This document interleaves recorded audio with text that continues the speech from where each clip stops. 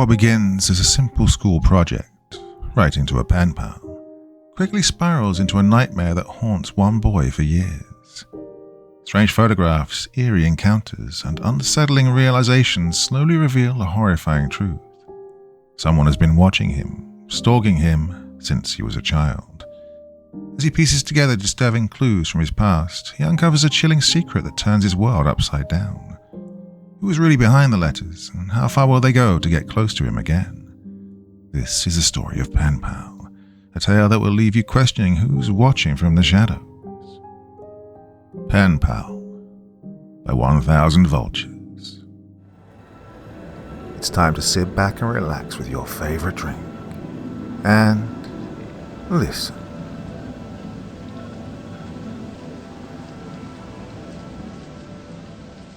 Footsteps. This is long, so I apologize for that. I've never had to tell this story with enough detail to actually explain it all the way. But it is true, and it happened when I was about 6 years old. In a quiet room, if you press your ear against a pillow, you can hear your heartbeat. As a kid, the muffled rhythmic beats sounded like soft footsteps on a carpeted floor. So, as a kid, almost every night, just as I was about to drift off to sleep, I would hear those footsteps and I'd be ripped back to consciousness, terrifying.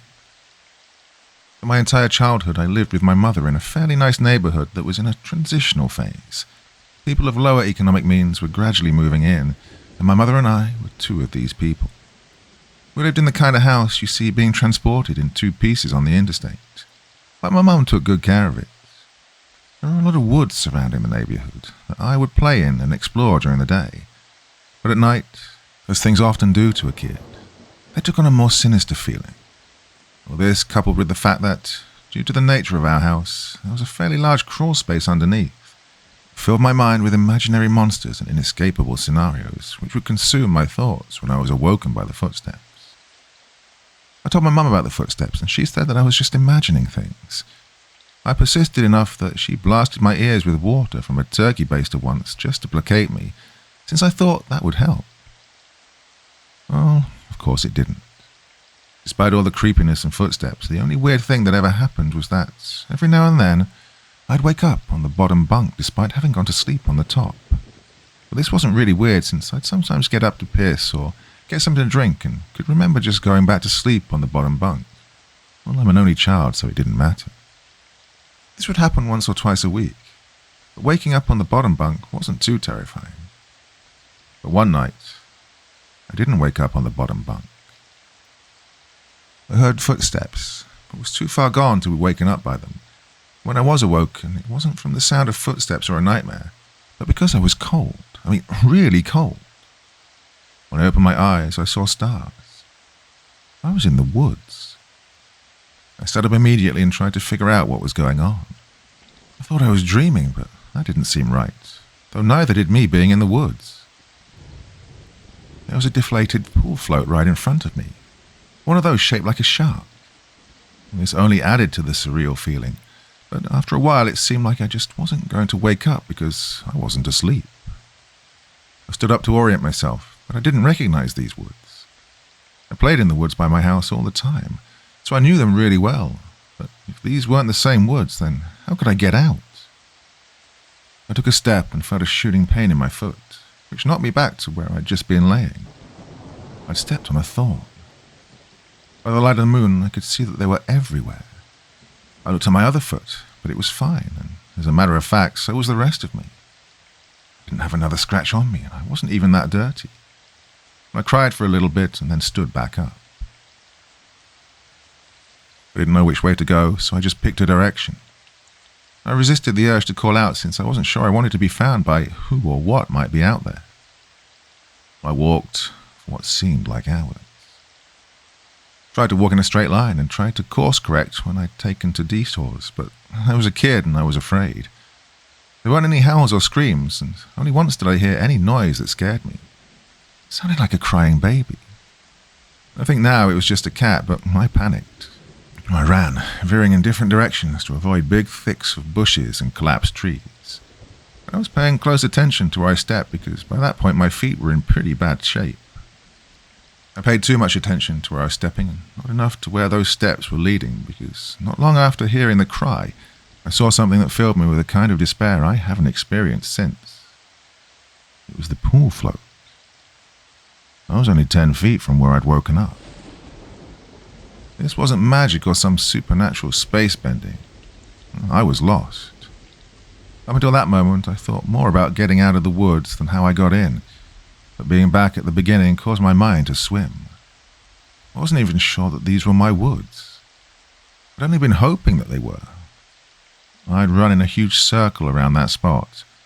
Or did I just get turned around and start making my way back? How was I going to get out? At the time, I thought the North Star was just the brightest star, and so I looked around and found the brightest one and followed it. Eventually, things started to look more familiar. When I saw the ditch, a dirt ditch me and my friends would have dirt clod wars in, I knew I'd made it out. By that point, I was walking really slowly because my feet hurt so much, but I was so happy to be so close to home that I broke into a light jog. When I actually saw the roof of my house over a neighboring lower set house, I let out a light sob and ran faster. I just wanted to be home. I'd already decided that I wouldn't say anything because I had no idea what I could possibly say. I'd get back in the house somehow, clean up, and get in bed. My heart sunk as I rounded the corner, and my house came fully into view. Every light in the house was on. I knew my mum was up. I knew I'd have to explain, or try to explain, where I'd been. I couldn't even figure out where to start. My run became a jog, which became a walk. I saw her silhouette through the blinds, and although I was worried about how to explain things to her, that didn't matter to me at that point. I walked up the couple of steps to the porch and put my hand on the doorknob and turned. Right before I pushed it open, 2 arms wrapped around me and pulled me back. I screamed as loud as I could. "Mom, help me, please, Mom!" The feeling of being so close to being safe and then being physically pulled away from it filled me with a kind of dread that is, even after all these years, indescribable. The door I'd been torn away from opened, and a flash of hope shot through my heart. But it wasn't my mom. It was a man, and he was enormous. I thrashed around and kicked at the shins of the person holding me while also trying to get away from the person who'd just come out of the house. I was scared, and I was furious. "Let me go! Where is she? Where's my mom? What do you do to her?" As my throat stung from screaming and I was drawing in another breath, I became aware of a sound that had been present for longer than I'd perceived it. "Honey, please calm down. I've got you." It sounded like my mom. The arms loosened and set me down, and as a man approaching me blocked out the porch light with his head, I noticed his clothes. He was a cop. I turned to face the voice behind me. I saw that it really was my mom. Everything was okay. I began to cry, and the 3 of us went inside. "I'm so glad you're home, sweetie. I was worried I'd never see you again." By that point, she was crying too. "I'm sorry, I don't know what happened. I just wanted to come home. I'm sorry." "It's okay, just don't ever do that again. I'm not sure me or my shins could take it." A little laughter broke through my sobs, and I smiled a bit. "I'm sorry for kicking you. Why'd you have to grab me like that?" "I was just afraid that you'd run away again." I was confused. "What do you mean?" "We found your note on the pillow," she said, and pointed at the piece of paper that the police officer was sliding across the table. I picked up the note and read it. It was a running away letter. It said that I was unhappy and never wanted to see her or any of my friends again. The police officer exchanged a few words with my mom on the porch while I stared at the letter. I didn't remember writing a letter. I didn't remember writing anything, any of this. But even if I sometimes went to the bathroom at night and didn't remember, or even if I could have gone into the woods on my own, even if all that could have been true, the only thing I knew at that point was, this isn't how you spell my name. I didn't write this letter.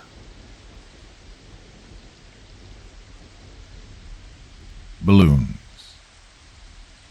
A couple of days ago, I posted a story called Footsteps here on Nosleep. There were a number of questions that made me curious about certain details about my childhood, and so I spoke with my mother.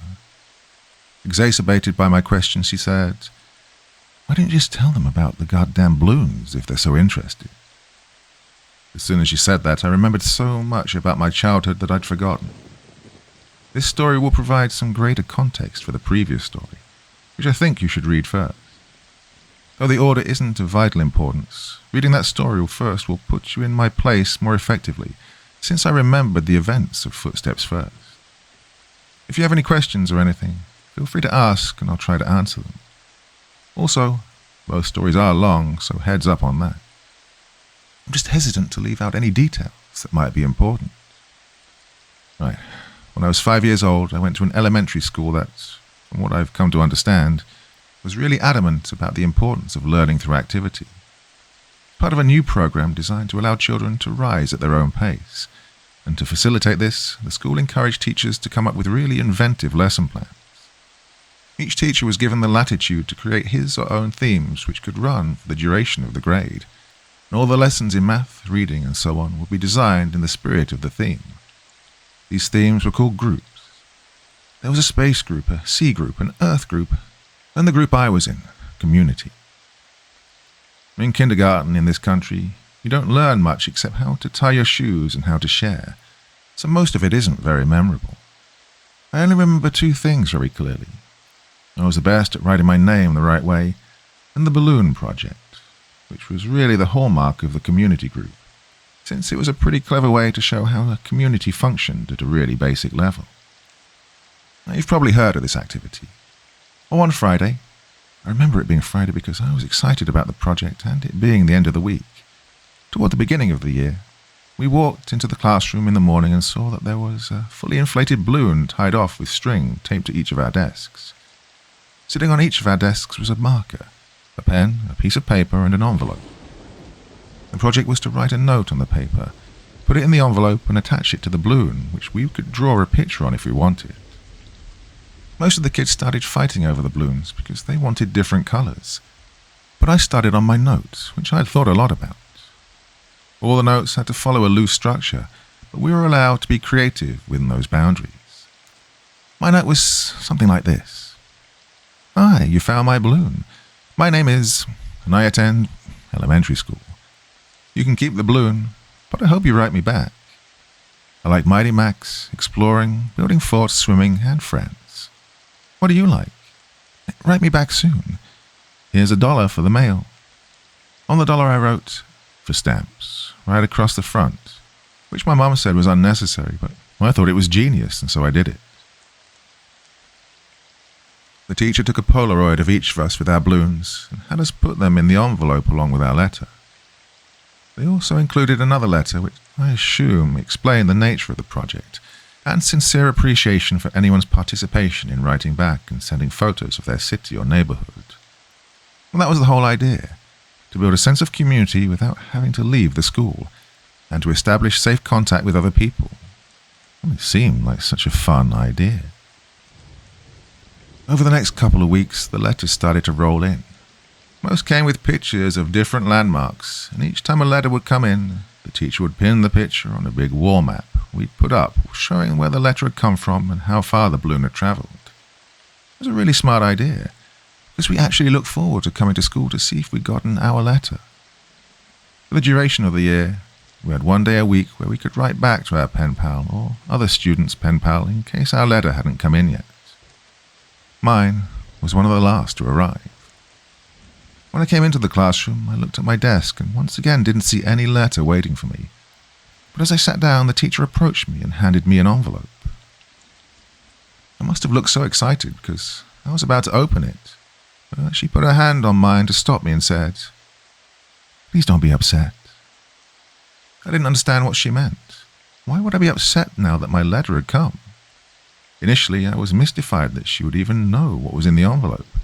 But now I realized that, of course, the teachers had screened the contents to make sure there was nothing obscene. But all the same, how could I be disappointed? When I opened the envelope, I understood. There was no letter. The only thing in the envelope was a Polaroid, but I couldn't really make out what it was. It looked like a patch of desert, but it was too blurry to decipher. It appeared as if the camera had been moved while the picture was being taken. There was no return address, so I couldn't even write back if I wanted to. I was crushed. The school year pressed on and the letters stopped coming for nearly all the other students. After all, you can only continue a written correspondence with a kindergartner for so long. Everybody, including myself, had lost interest in the letters almost completely. And then I got another envelope. My excitement was rejuvenated, and I reveled in the fact that I was still getting a letter when most of the other pen pals had abandoned their involvement. It made sense that I received another delivery. There'd been nothing but a blurry picture in the first one, so this was probably to make up for that. But again, there was no letter at all, just another picture. This one was more distinguishable, but I still didn't understand it. The photograph was angled way up, catching the top corner of a building, and the rest of the image was distorted by a lens flare from the sun. Because the balloons didn't travel very far, and because they were all launched on the same day, the board became a bit cluttered, so the policy for the students still exchanging letters became that they could take the photographs home. My best friend Josh had the second highest number of pictures taken home by the end of the year. His pen pal was really cooperative and sent him pictures from all around the neighboring city. Josh took home, I think, 4 pictures. Well, I took home nearly 50. The envelopes were all opened by the teacher, but after a while I stopped even looking at the pictures.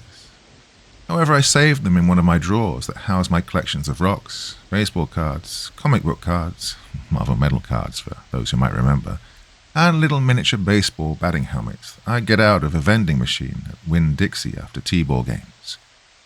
With the school year over, my attention turned to other things. My mum had gotten me a small snow cone machine for Christmas that year, and Josh had really coveted it, so much so that his parents bought him a slightly nicer one for his birthday, which was toward the end of the school year. That summer we had the idea that we would set up a snow cone stand to make money. We thought we'd make a fortune selling snow cones at $1. Josh lived in a different neighborhood, but we eventually decided that my neighborhood would be better because there were a lot of people who cared for their lawns. The yards in my neighborhood were slightly bigger. We did this for 5 weekends in a row until my mum told us we had to stop. I've only recently come to understand why she did that. On the 5th weekend, Josh and I were counting our money. Because we both had a machine, we had a separate stack of money that we put together in one stack, and we split it evenly. We'd made a total of $16 that day. As Josh paid out my 5th dollar, a feeling of profound surprise consumed me. The dollar said, "For stamps." Josh noticed my shock and asked me if he'd miscounted. I told him about the dollar and he said, "Oh, that's so cool, man." As I thought about it, I came to agree. The idea that the dollar had made it right back to me after changing so many hands floored me. I rushed inside to tell my mum, but my excitement coupled with her being distracted by a phone call made my story incomprehensible, and she responded simply by saying, "Oh wow, that's neat." Frustrated, I ran back outside and told Josh I had something to show him. Back in my room, I opened the drawer and took out the stack of envelopes and showed him some of the pictures. I started with the first picture, and we went through about 10 before Josh lost interest and asked if I wanted to go play in the ditch, a dirt ditch down the street from my house, before his mum came to pick him up, and so that's what we did. We had a dirt war for a while, but it was interrupted several times by rustling in the woods around us. There were raccoons and stray cats that lived in there, but this was making a little too much noise, and we traded guesses as to what it was in an attempt to scare each other. My last guess was that it was a mummy, but in the end Josh kept insisting that it was a robot because of the sounds that we heard. Before we left, he got a little serious and looked me right in the eyes and said, "You heard it, didn't you? It sounded like a robot. You heard it too, right?" I had heard it, and since it sounded mechanical, I agreed that it probably was a robot. It's only now that I understand what we heard. When we got back, Josh's mum was waiting for him at the kitchen table with my mum. Josh told his mum about the robots. Our mums laughed and Josh went home. My mum and I ate dinner, then I went to bed. I didn't stay in bed for long before I crept out and decided that, due to the day's events, I would revisit the envelope since now the whole affair seemed much more interesting. I took the first envelope and set it on the floor and set the blurry desert Polaroid on top. I laid the second envelope right next to it and placed the oddly angled Polaroid of a building's top corner on top and did this with each picture until they formed a grid that was about 5 by 10. I was always taught to be careful with things that I was collecting, even if I wasn't sure that they were valuable. I noticed that the pictures gradually became more decipherable. There was a tree with a bird on it, a speed limit sign, power line, a group of people walking into some building. And then I saw something that vexed me so powerfully that I can now, as I write this, distinctly remember feeling dizzy and capable of only a single repeating thought. Why am I in this picture? In this photograph of the group of people entering the building, I saw myself holding hands with my mother in the very back of the crowd of people. We were at the very edge of the photo, but it was undeniably us. As my eyes swam over the sea of Polaroids, I became increasingly anxious. It was a really odd feeling. It wasn't fear. It was a feeling you get when you're in trouble. I'm not sure why I was flooded with that feeling, but there I sat floundering in the distinct sense that I'd done something wrong. This feeling only intensified as I looked on at the rest of the photos after the one that had so powerfully struck me. I was in every photo. None of them were close shots. None of them were only of me. But I was in every single one of them. Off to the side, in the back, bottom of the frame. Some of them only had the tiniest part of my face captured at the very edge of the photo. But nevertheless, I was there. I was always there. I didn't know what to do. My mind works in a funny way as a kid. And there was a large part of me that was afraid of getting in trouble simply by still being up. Since I already had the looming feeling of having done something wrong, I decided that I'd wait until tomorrow. The next day my mum was off work and spent most of the morning cleaning up around the house. I watched cartoons, I imagine, and waited until I thought it was a good time to show her the Polaroids. When she went out to get the mail, I grabbed a couple of the pictures and put them on the table in front of me as I sat waiting for her to come back in. When she returned, she was already opening the mail and threw some junk mail into the trash can. And I said, "Mom, can you just come here for a second? I have these pictures." "Just give me a minute, honey. I need to mark these on the calendar." After a minute or two, she came and stood behind me and asked me what I needed. I could hear her shuffling with the mail behind me, but I just looked at the Polaroids and told her about them. As I explained more and pointed to the pictures, her frequent uh-huhs and okays decreased. She was suddenly completely quiet, and only making a little noise with the mail. The next noise I heard from her sounded as if she was trying to catch her breath in a room that had no air left in it. Last, the struggling gasps were conquered, and she simply dropped the remaining mail on the table and ran to the kitchen to get the phone. "Mom, I'm sorry. I didn't know about these. Don't be mad at me." With the phone pressed to her ear, she was walking, running, back and forth and shouting into it.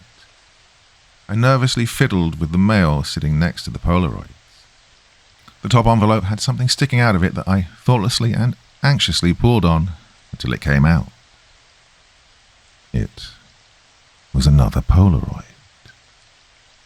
Confused, I thought that somehow one of my Polaroids had slipped into the stack when she threw the mail down. But when I turned it over and looked at it, I realized that I hadn't seen this one before. To my dismay, it was me. But this one was a much closer shot. I was surrounded by trees and smiling. It wasn't just me, I noticed. Josh was there too. This was us from yesterday. I started yelling for my mom, who was still screaming into the phone. I repeatedly yelled for her until she finally responded with, "What?" And I could only ask one thing. "Who are you calling?" I'm talking with the police, honey. But why? I'm sorry, I didn't mean to do anything. She answered me with a response that I never understood until I was forced to revisit these events from the earliest years of my life. She grabbed the envelope off the table, and the picture of Josh and I spun and slid, landing next to the other Polaroids in front of me. She held the envelope up to my eyes, but I could only look at her and watch as all the color began draining out of her face. With tears welling up in her eyes, she said that she had to call the police because there was no postmark.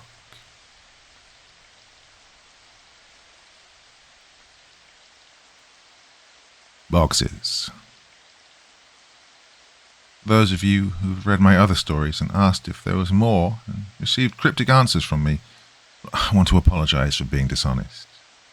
I said several times in the comments that nothing really happened after footsteps, but that wasn't true. The events of the following story weren't locked away in the recesses of my mind, no. I've always remembered them. It wasn't until I remembered balloons and spoke with my mother about the following events that I realized how intertwined this story was with everything else. But I originally hadn't planned on sharing this anyway. My desire to withhold this memory was mostly due to the fact that I don't think I show good judgment in it.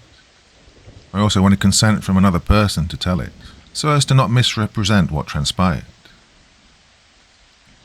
I didn't expect there to be a lot of interest in my other stories, so I never thought I'd really get pressed on for more details, and I'd have been happy to keep this to myself for the rest of my life.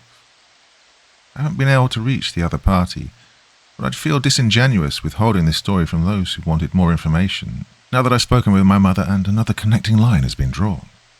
Well, what follows is as accurate a recollection as I could manage, and again I apologize for the length. I spent the summer before my first year of elementary school learning how to climb trees. There was one particular pine tree right outside my house that seemed almost designed for me. It had branches that were so low I could easily grab them without a boost. And for the first couple of days after I learned how to pull myself up, I just sit on the lowest branch, dangling my feet. The tree was outside our back fence and was easily visible from the kitchen window, which was just above the sink. Before too long, my mother and I developed a routine where I'd go play on the tree when she washed the dishes because she could easily see me while doing other things. As the summer passed, my abilities grew. Before too long, I was climbing fairly high. As the tree got taller, its branches not only got thinner, but more widely spaced.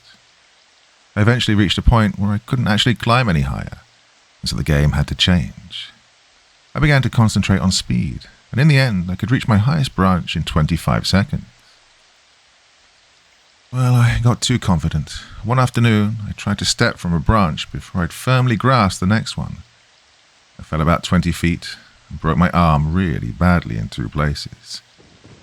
My mum was running toward me yelling, and I remember her sounding like she was underwater. I don't remember what she said, but I do remember being surprised by just how white my bone was. I was going to start kindergarten with a cast. Wouldn't even have any friends to sign it. My mum must have felt terrible because the day before I started school, she brought me home a kitten. He was just a baby and was striped with tan and white. As soon as she put him down, he crawled into an empty case of soda that was sitting on the floor. I named him Boxes. Boxes was only an outside cat when he escaped. My mum had him declawed so he wouldn't destroy the furniture, so as a result, we did our best to keep him inside. He'd get out every now and then, and we'd find him somewhere in the backyard chasing some kind of bug or lizard, though we could hardly ever catch one because he had no front claws. Well, he was pretty evasive, but we'd always catch him and carry him back inside. He'd scramble to look back over my shoulder. I told my mum that it was because he was planning his strategy for next time. Once inside, we'd give him some tuna fish, and he came to learn what the sound of the can opener might signal. He'd come running whenever he heard it. This conditioning came in handy later because toward the end of our time in that house, Boxes would get out much more often and would run under the house into the crawl space where neither of us wanted to follow because it was cramped and probably crawling with bugs and rodents. Ingeniously, my mum thought to hook the can opener to an extension cord out back and run it right outside the hole that Boxes had gone through. Eventually, he would emerge with his loud meows, looking excited by the sound and then horrified at how we could run such a cruel ruse on him. A can opener with no tuna made no sense to Boxes. The last time he escaped under the house was actually our last day in it. My mum had put the house on the market, and we'd begun packing our things. We didn't have much, and we stretched the packing out a while, though I'd already packed up all my clothes at my mum's request. My mum could tell I was really sad about moving, and wanted the transition to be smooth for me. And I guess she thought that having my clothes in the box would reinforce the idea that we were moving, but things wouldn't change that much. When Boxes got out, as we were loading some things into the moving van, my mum cursed because she'd already packed the can opener and wasn't sure where it was. I pretended to go look for it so I wouldn't have to go under the house, and my mum, probably completely aware of my little scam, moved one of the panels and crawled in. She came out with Boxes pretty quickly and seemed pretty unnerved, which made me feel even better about getting out of it. My mum made some phone calls while I packed a little more. Then she came into my room and told me that she had spoken to the realtor and we were going to start moving into the other house that day. She said it was excellent news, but I thought we had more time in the house. She originally said that we weren't moving until the end of the next week, and it was only Tuesday. What's more, we weren't completely finished packing. But my mum said sometimes it was just easier to replace things than pack them all and haul them all over the city. I didn't even get to grab the rest of my boxed clothes. I asked if I could call Josh to say goodbye, but she said we could just call him from our new house. And we left in the moving van. I managed to stay in touch with Josh for years, which is surprising since we no longer went to the same school. Our parents weren't close friends, but they knew that we were and so would accommodate our desire to see one another by driving us back and forth for sleepovers, sometimes every weekend. For Christmas one year, our parents even pooled their money and got us some really nice walkie-talkies that were advertised to work across a range that extended past the distance between our houses. They also had batteries that could last for days if the walkie-talkie was on but not used. It only occasionally worked well enough that we could talk across the city. When we stayed over, we'd use them around the house, talking in mock radio speak that we'd taken from movies, and they worked great for that. And thanks to our parents, we were still friends when we were 10. One weekend, I was staying over at Josh's and my mum called me to say goodnight. She was still pretty watchful even when she couldn't actually watch me, but I'd gotten so used to it that I didn't even notice it, even if Josh did. She sounded upset. Boxes was missing. Well, this must have been a Saturday night because I'd spent the night at Josh's the previous night and was going to go home the next day because we had school on Monday. Boxes had been missing since Friday afternoon. I gathered that she'd not seen him since returning home after dropping me off. She must have decided to tell me he was missing because if he didn't come home before I did, then I'd be devastated at not only his absence, but how she could have kept it from me. She told me not to worry. He'll come back. He always does. But Boxes didn't come back. 3 weekends later, I stayed at Josh's again. I was still upset about Boxes, but my mum told me that there had been many times when pets had disappeared from home for weeks or even months, only to return on their own. She said they always knew where home was, and would always try to get back. I was explaining this to Josh when a thought hit me so hard that I interrupted my own sentence to say it out loud. What if Boxes thought of the wrong home? Josh was confused. What? He lives with you. He knows where home is. Yeah, but he grew up somewhere else, Josh. He was raised in my old house, a couple of neighborhoods away. Maybe he still thinks of that place as home like I do. I get it. Well, that'd be great. We'll tell my dad tomorrow. He'll take us over there so we can look. No, he won't, man. Mom said that we couldn't ever go back to that place because the new owners wouldn't want to get bothered. She said that she told your mom and dad the same thing. Oh, Josh persisted. Okay then, we'll just go out exploring tomorrow and make our way to your old house. No, if we get spotted, your dad will find out, and then so will my mom. We have to go there ourselves. We have to go there tonight. It didn't take that much convincing to get Josh on board, since he was usually the one to come up with ideas like this. We'd never snuck out of his house before. It actually turned out to be incredibly easy. The window in his room opened to the backyard, and he had a latched wooden fence that wasn't locked. After those two minor hurdles, we slipped off into the night, flashlight and walkie-talkies in hand. There were two ways to get from Josh's house to my old house. We could walk on the street and make all the turns, or go through the woods, which would take about half the time. It would have taken about 2 hours to walk there and taking the street, but I suggested we go that way anyway. Told him it was because I didn't want to get lost. Josh refused and said that if we were seen, they might recognize him and tell his dad. He threatened to go home if we didn't just take the shortcut, and I accepted it because I didn't want to go by myself. Josh didn't know about the last time I'd walked through those woods at night. The woods were much less creepy with a friend and a flashlight, and we were making pretty good time. I wasn't entirely sure where we were, but Josh seemed confident enough, and that bolstered my morale. We passed through a particularly thick patch of tangled trees when the strap on my walkie-talkie got caught on a branch. Josh had the flashlight, so I was struggling to get the walkie free when I heard Josh say, "Hey man, want to go for a swim?" I looked over to where he was shining the flashlight, though I closed my eyes as I did because I now knew where we were. He was pointing at the pool float. This was where I'd woken up in these woods all those years ago.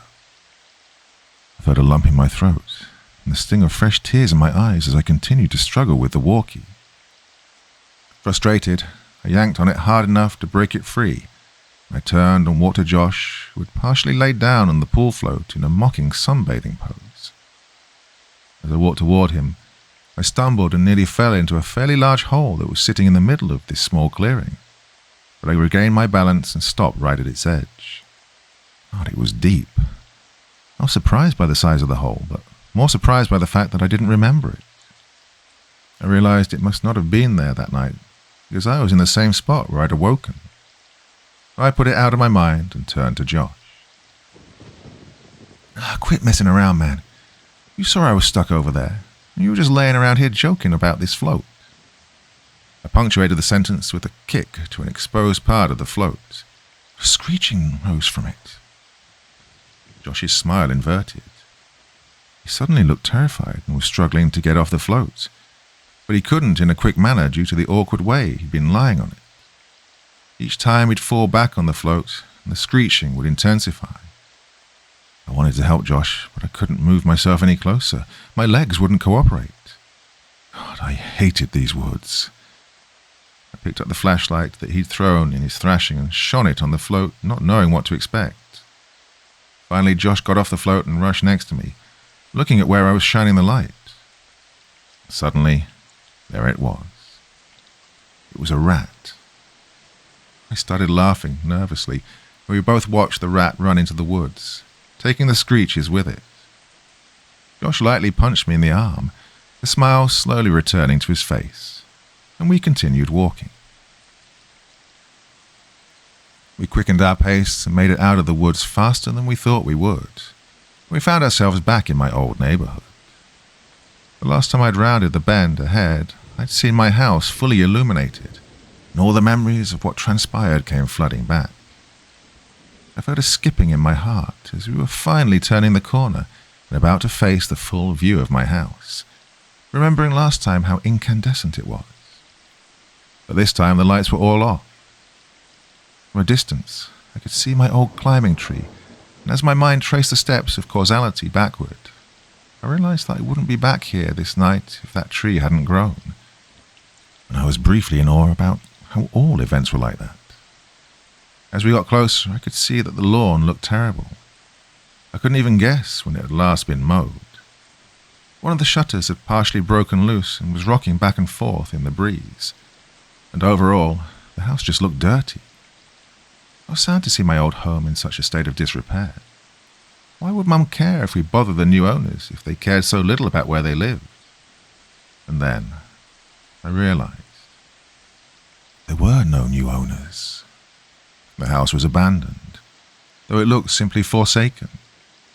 Why would my mum lie about our house having new people in it?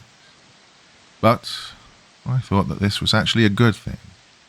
It'd be easier to look around for boxes if we didn't have to worry about being spotted by the new family. This would make it much quicker. Josh interrupted my thoughts as we walked through the gate and up to the house itself. "Your old house sucks, dude," Josh yelled as quietly as he could.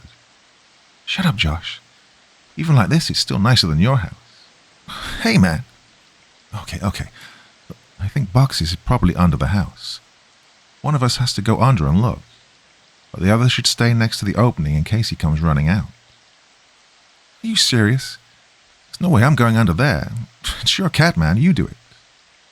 "Look, I'll game you for it, unless you're too scared," I said, holding my fist over my upturned palm. "Fine, but we go on shoot, not on 3. It's rock, paper, scissors, shoot, not 1, 2, 3. I know how to play the game, Josh. You're the one who always messes up. And it's 2 out of 3, okay?" Well, I lost. I wiggled loose the panel that my mum would always move when she had to crawl under here for Boxes. She only had to do it a couple of times since the can opener trick usually worked. But when she had to do it, she hated it, especially that last time. As I looked into the darkness of the crawl space, I had a greater appreciation for why. Before we moved, she said that it was actually better that Boxes ran under here, despite how hard it would be to get him out. It was less dangerous than him jumping over the fence and running around the neighborhood. But all that was true. But I was still dreading doing this. I grabbed the flashlight and the walkie and began to crawl in.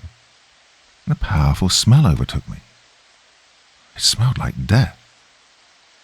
I turned on my walkie. "Josh, you there? This is Macho Man, come back."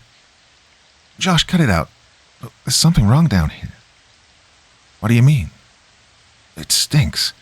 It smells like something died." "Is it Boxes?" "I really hope not." I set down the walkie and moved the flashlight around as I crawled forward. Looking through the hole from the outside, you could see all the way back with the right lighting, but you had to be inside to see around the support blocks that held the house up. I'd say that there was about 40% of the area that you couldn't see unless you were actually in the crawl space. But even inside, I discovered that I could only see directly where the flashlight was pointing. I realized that this would make scouting around the place much more difficult.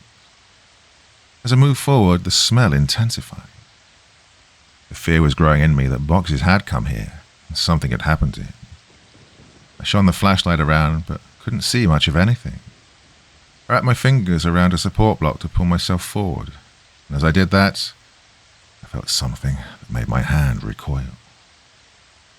Fur. My heart sank and I prepared myself emotionally for what I was about to see. I crawled slowly so I could prolong what I knew was coming, and I inched my eyes and the flashlight past the block to see what was on the other side. I staggered back, in horror. "Jesus Christ," escaped my trembling mouth. It was a hideous and twisted creature, badly decomposed. Its skin had rotted away on its face, so the teeth appeared to be enormous, and the smell was unbearable. "What is it? Are you okay?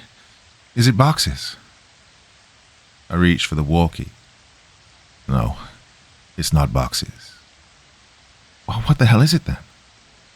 "I don't know." I shone the light on it again and looked at it with less fear in my vision. I chuckled. "It's a raccoon." "Well, keep looking. I'm going to go into the house to see if he might have made it in there somehow." "What? No, Josh, don't go in there. What if Boxes is down here and runs out?" "He can't. I put the board back." I looked and saw that he was telling the truth. "Why'd you do that?" "Oh, don't worry, man. You can move it easy. Look, this makes more sense. If Boxes ran out and I missed him, then he'd be gone. If he's down there, then grab him tight and I'll come round and move the board. If he's not, then you can move it yourself while I look in the house." Some of his points were good, and I doubted he'd be able to get in anyway. "Okay, but be careful and don't touch anything. There's a bunch of my old clothes still in boxes in my room. You can look in there to see if he crawled in one. Make sure you bring your walkie." "Roger that, good buddy." I realized that it would be pitch black in there. The power would have been turned off since no one was paying the bill. With any luck, he'd be able to see from the streetlights that might cast some light inside. Otherwise, I'm not sure what he'd do. Before too long, I heard footsteps right over my head and felt old dirt raining down on me. "Josh, is that you?" "Check, Breaker. This is Macho Man coming back from the big Tango Foxtrot. The Eagles landed. Watch your 20, Princess Jasmine. Over." Asshole. "Macho Man, my 20 is in your bathroom looking at your stash of magazines. Looks like you got a big thing for dudes' butts. What's the report on that? Over." I could hear him laughing without the walkie, and I started laughing too. I heard the footsteps fade away a little. He was on his way to my room. "Man, it's dark in here. Hey, you sure you had boxes of clothes in here? I don't see any." "Yeah, there should be a couple of boxes in front of the closet." "There aren't any boxes in here. Let me check to see if you maybe put the boxes in the closet before you left." I started thinking that maybe my mum had come back and gotten the clothes and just given them away because I'd outgrown a lot of them. But I remembered leaving the boxes there. Didn't even have time to close the last one up before we left. While I was waiting for Josh to tell me what he'd found, I kicked out my leg, which had started falling asleep because of the position I was in, and it hit something. I looked back and saw something really strange. It was a blanket, and all around it were bowls. I crawled a little closer to it.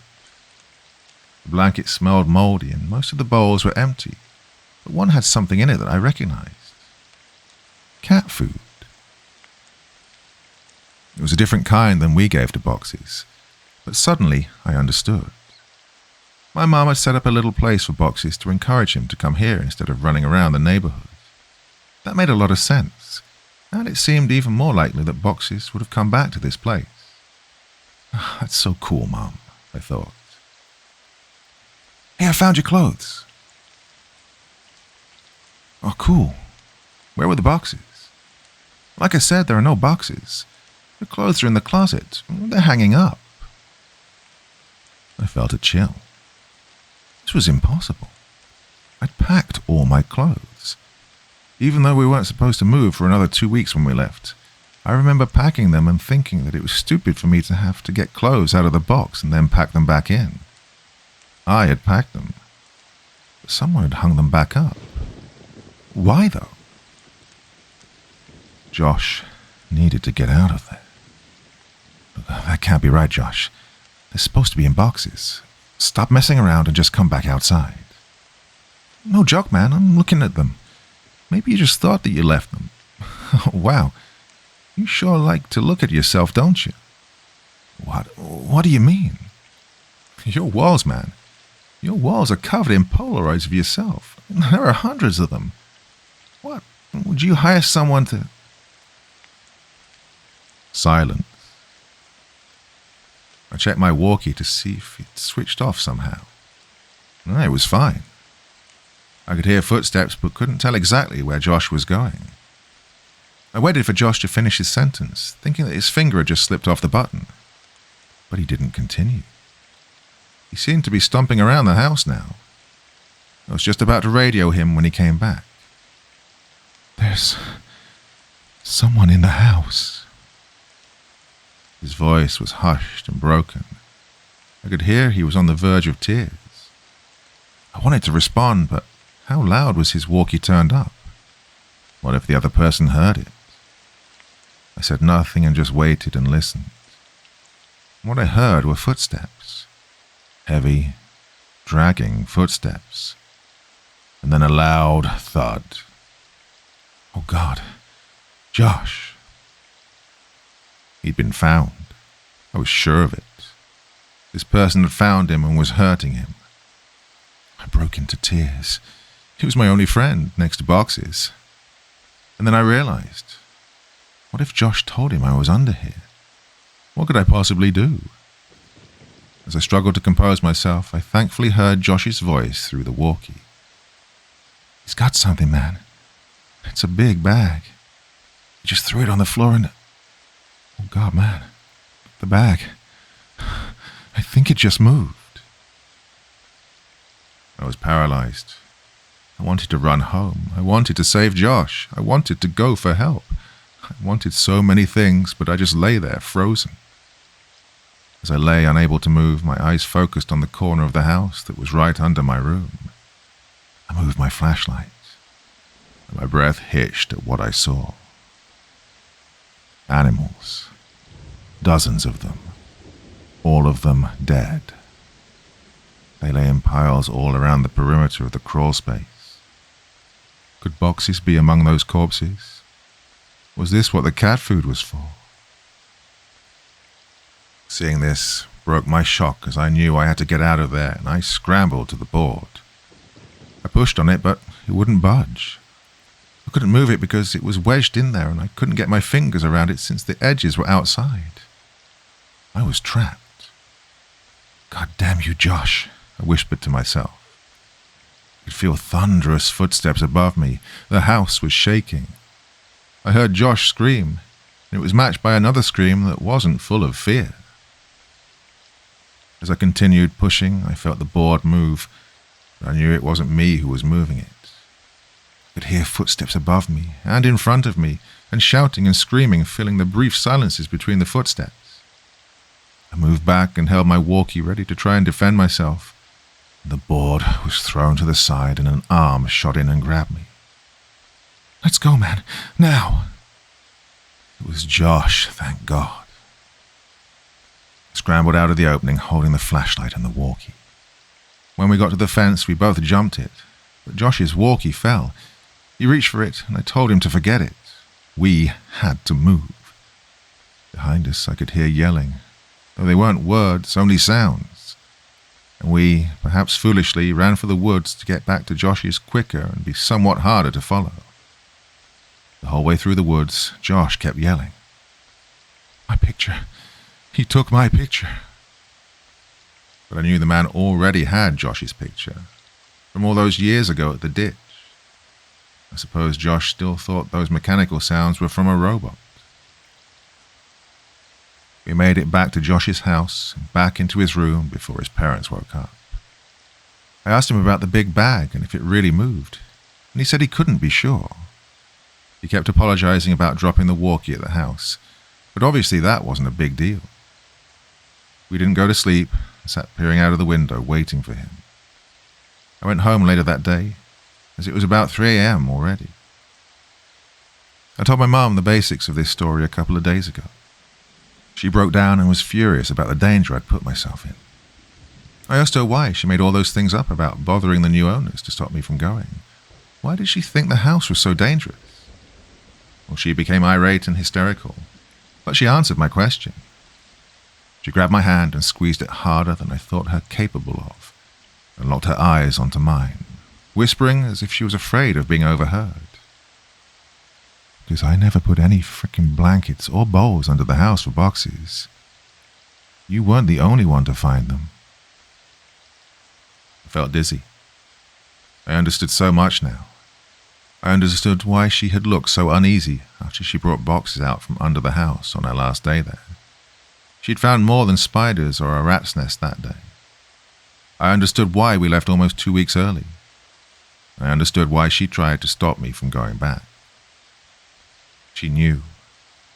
She knew he'd made his home under ours, and she kept it from me. I left without saying another word, and didn't finish the story for her, but I want to finish it here for you. I got home from Josh's that day. I threw my stuff on the floor and it scattered everywhere. I didn't care, I just wanted to sleep. I woke up around 9 p.m. to the sound of boxes meowing. My heart leapt. He'd finally come home. I was a little sick about the fact that if I'd just waited a day, none of the previous night's events would have happened, and I'd have boxes anyway. But that didn't matter. He was back. I got off my bed and called for him, looking around to catch a glint of light off his eyes. The crying continued, and I followed it. It was coming from under the bed. I laughed a little, thinking I'd just crawled under a house looking for him, and how this was so much better. His meows were being muffled by a shirt, so I flung it aside and smiled, yelling, "Welcome home, boxes." His cries were coming from my walkie-talkie. Boxes never came home. Maps. There was a comment in the last post that made me remember an event from my childhood that I always took as odd, but never considered it to be related to any of these stories. Now, I know that it is. It's funny how memories work. The details might be all present in your mind, though scattered and disarrayed. Then a single thought can stitch them back together almost instantly. I never thought of these events much because I was focused on the wrong details. I went back to my mum's house and went through my old childhood schoolwork, looking for something that I think's important. I couldn't find it, but I'll keep looking. And again, sorry for the length. Most old cities and the neighborhoods in them weren't planned with the thought that the population would begin to grow exponentially and it would have to be accommodated. The layout of the roads is generally originally in response to geographical restrictions and the necessity of connecting points of economic importance. Once the connecting roads are established, new businesses and roads are positioned strategically along the existing skeleton, and eventually the paths carved into the earth are immortalized in asphalt, leaving room only for minor modifications, additions, and alterations, but never a dramatic change. My childhood neighborhood must have been old then. If straight lines move as the crow flies, then my neighborhood must have been built based on the travels of a snake. The first houses built must have been placed around the lake, and gradually the inhabitable area increased as new extensions were built off the original path. But these new extensions all ended abruptly at one point or another. There was only one entrance-exit for the entire neighborhood. Many of these extensions were limited by a tributary which both fed and drank from the lake and passed right by what I came to call, and have called in these stories, the ditch. Many of the original homes had enormous yards, but some of these original plots have been divided, leaving properties with smaller and smaller boundaries. An aerial view of my neighborhood would give one the impression that an enormous squid had once died in the woods and some adventuring entrepreneur found the corpse and paved roads over its tentacles, only to withdraw his involvement and leave time, greed, and desperation to divide up the land among prospective homeowners like an embarrassing attempt at the golden ratio. From my porch you could see the old houses that surrounded the lake, but the house of Mrs. Maggie was my favorite. She was, as best as I can remember, around 80 years old, but despite that, she was one of the friendliest people I'd ever met. She had a head of loose-set white curls and always wore light dresses with floral patterns. She'd talk to me and Josh from her back porch when we were swimming in the lake, and she'd always invite us in for snacks. She said she was lonely because her husband Tom was always away on business, but Josh and I would always decline her invitation because, well, as nice as Mrs. Maggie was, there was still something a bit odd about her. Every now and then, we'd swim away and she'd say, "Chris and John, you're welcome here any time." And we could hear her still yelling that when we were walking back into my house. Well, Mrs. Maggie, like many of the older homeowners, had a sprinkler system that was on a timer, though at some point over the years her timer must have broken because the sprinklers would come on at various points during the day and often even at night all year. While it never got cold enough to snow very much, several times each winter I'd go outside in the morning to see Mrs. Maggie's yard transformed into a surreal Arctic paradise by the frozen water. Every other yard stood sterilized and dry by the biting frost of the winter's cold, but right there in the middle of the bleak reminder of the savagery of the season was an oasis of beautiful ice hanging like stalactites from every branch of every tree and every leaf of every bush. As the sun rose, it reflected off, and each piece of ice splintered the sun into a rainbow that would only be viewed briefly before it blinded you.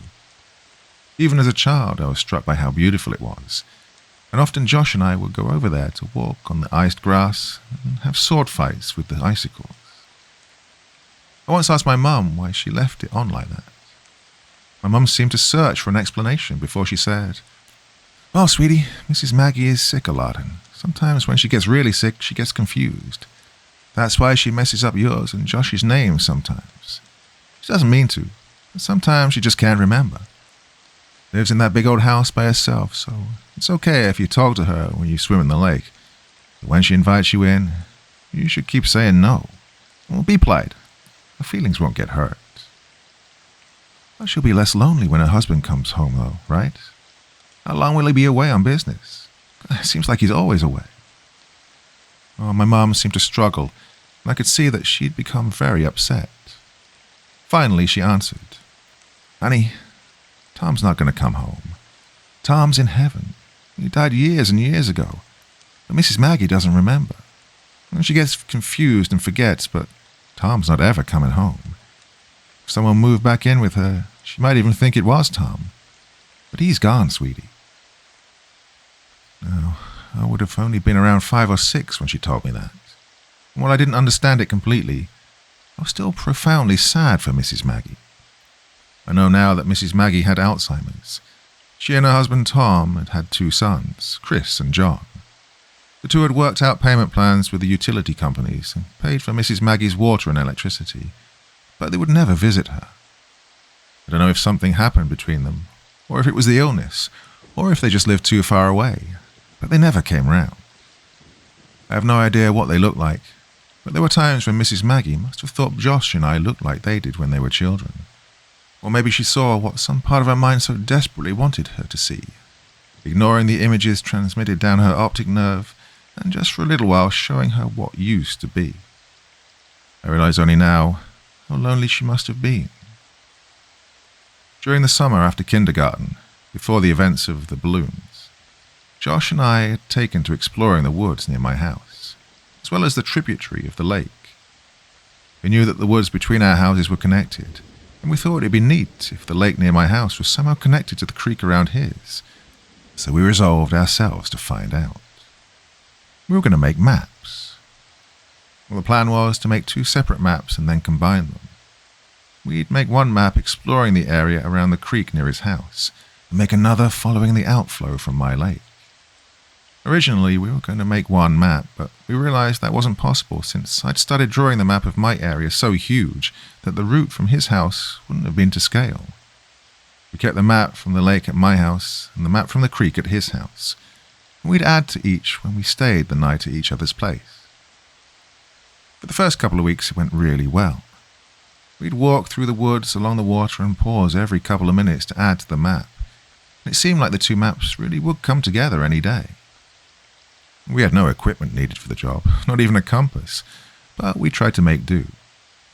We had the idea to impale the earth with a stick when we'd reached the end of a venture, so that if we came upon the stick from the other direction the next weekend, we'd know we'd joined the maps. We might have been the world's worst cartographers. Eventually, however, the woods became too thick near the water coming from the lake, and we were unable to proceed further. We lost interest in the whole project for a bit, and reduced our exploration significantly, though not completely, and we started selling snow cones. After I showed my mum all the pictures I'd taken home from school and she took away my snow cone machine, our interest in the maps revitalized. We had to come up with another plan.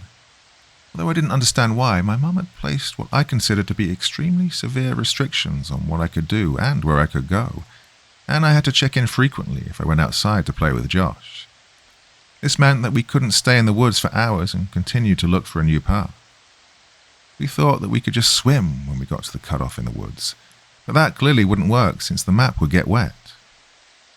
We tried going faster when we were coming from Josh's house, but we eventually ran into the same problem. And then we had a brilliant idea. We'd build a raft. Due to the construction in the neighborhood, there was a large amount of scrap building material that the company would set in the ditch to keep it out of the road and off-site since they no longer needed it for building.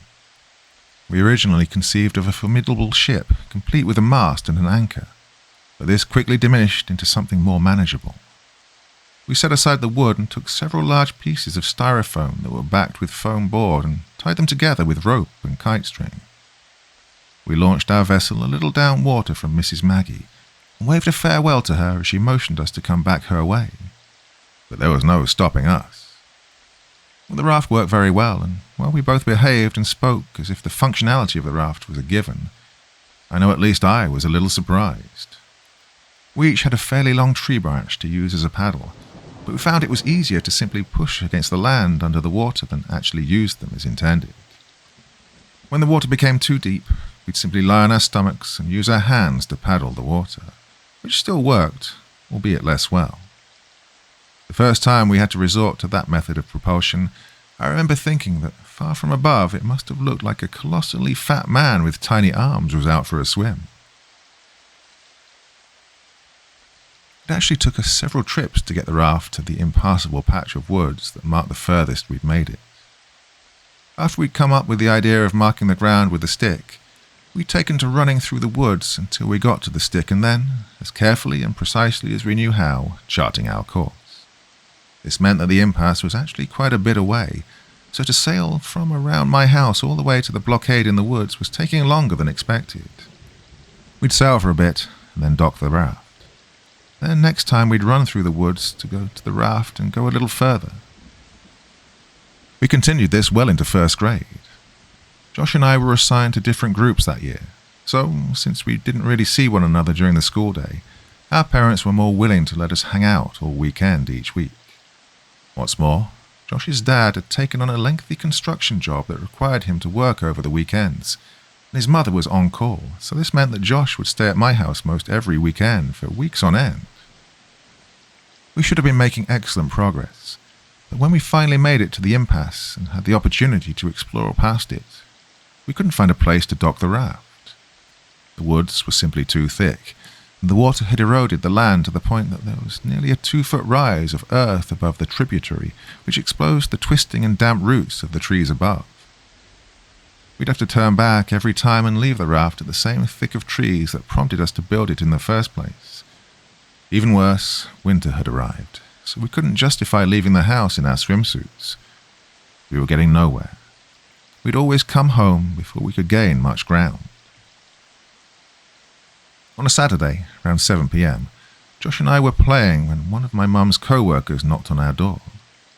Her name was Samantha, and I remember her well now because I'd proposed to her a couple of years later when I was visiting my mum at work. My mum said that she had to go to work to fix a problem that had arisen, and she'd be back in about 2 hours. Her car was being repaired, so she'd have to ride with Samantha.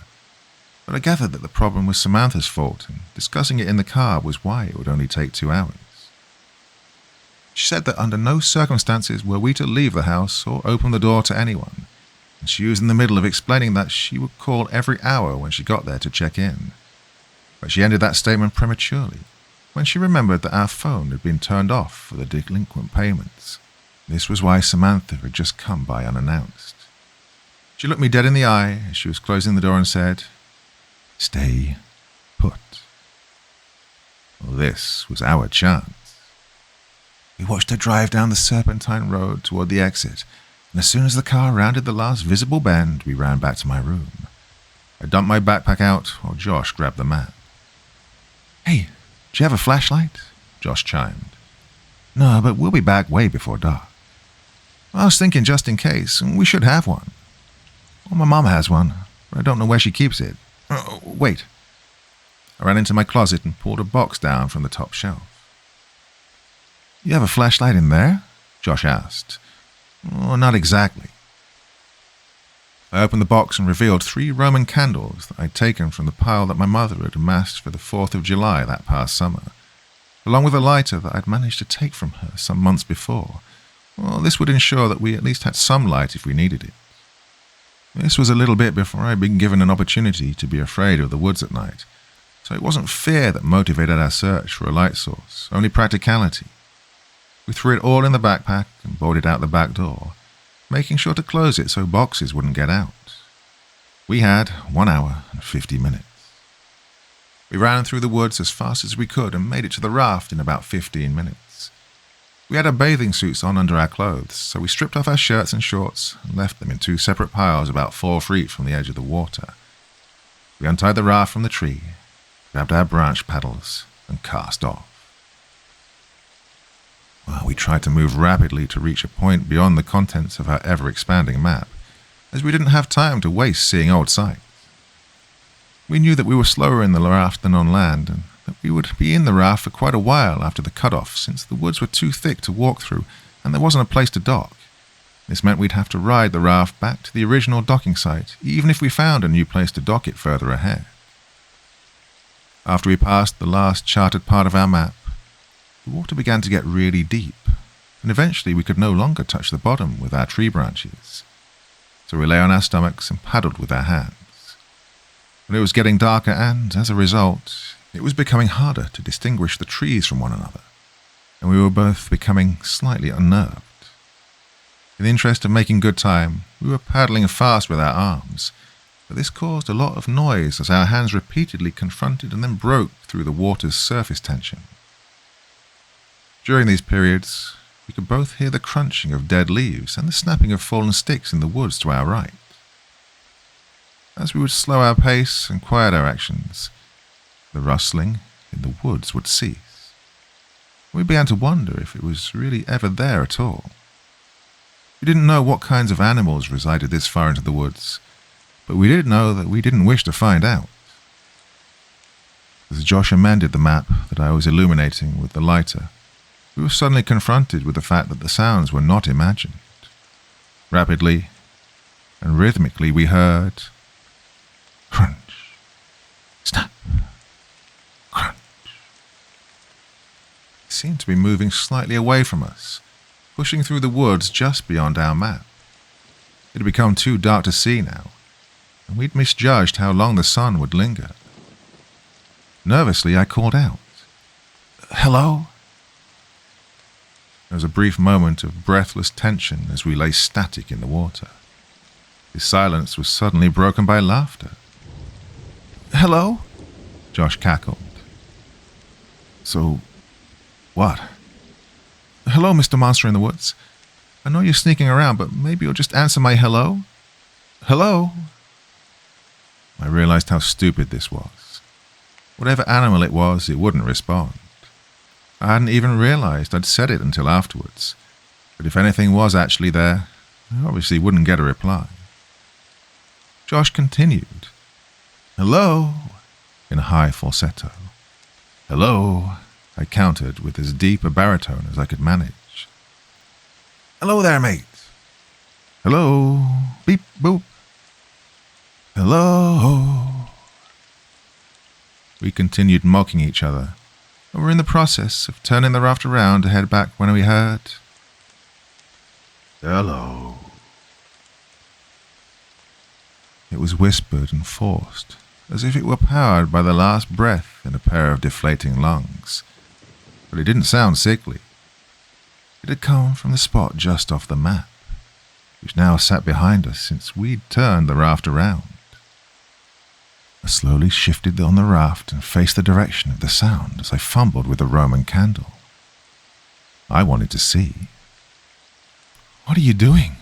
Josh hissed. But I had already lit it. As the sparking fuse sunk into the wrapper, I held it toward the sky. I'd never actually shot one of these myself. I thought to just use it like a flare in the movies. A glowing green orb rocketed out toward the stars and then quickly extinguished. I lowered my arm more toward the horizon. I could remember that there were several colors, but I couldn't remember how many times one of these fired before being depleted. A second ball of red light burst out and fizzled above the trees, but I still saw nothing. "Let's go, man," Josh pressed, as he turned to face the direction back home and began paddling desperately. "Look, just one more." Lowering my arm directly at the woods in front of me, another red ball of fire was launched from the tube. It traveled straight ahead until it collided with a tree, briefly exploding the light in a much greater diameter. Still nothing. I dropped the firework in the water and watched as one more struggling fireball burst free, only to quickly die, suffocated by the water. As we began paddling in the direction toward my house, we heard a loud and unconcealed rustling in the woods. The breaking of branches and the trampling of fallen leaves overpowered the sound of our splashing. It was running. In our panic, we jostled the raft too violently, and I felt one of the ropes under my chest loosen. "Josh, be careful." But it was too late. Our raft was breaking. Before too long, it had completely fallen apart. We each held on to a separate piece of styrofoam, but the pieces weren't big enough to keep us completely afloat, and our legs dangled beneath us in the winter water. "Josh, quick," I yelled as I pointed at the water right next to him. He scrambled, but it was too cold to move quickly, and we both watched as the map floated away. I'm cold, man," Josh shuddered dejectedly. "Let's get out of the water."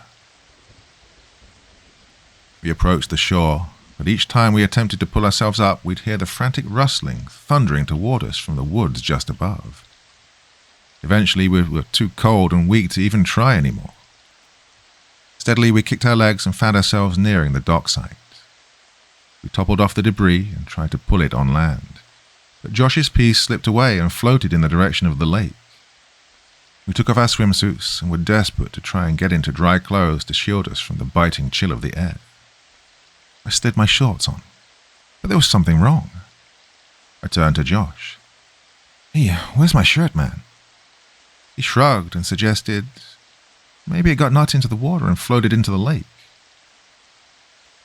I told Josh to go back to my house, to say that we were playing hide and seek if my mom was home. I had to try and find my shirt. I ran behind the houses and peered out over the water and scouted along the shoreline. It occurred to me that, with any luck, maybe I could find the map too. I was moving pretty fast because I needed to get home. I was about to give up when my concentration was interrupted by a sound coming from just behind me.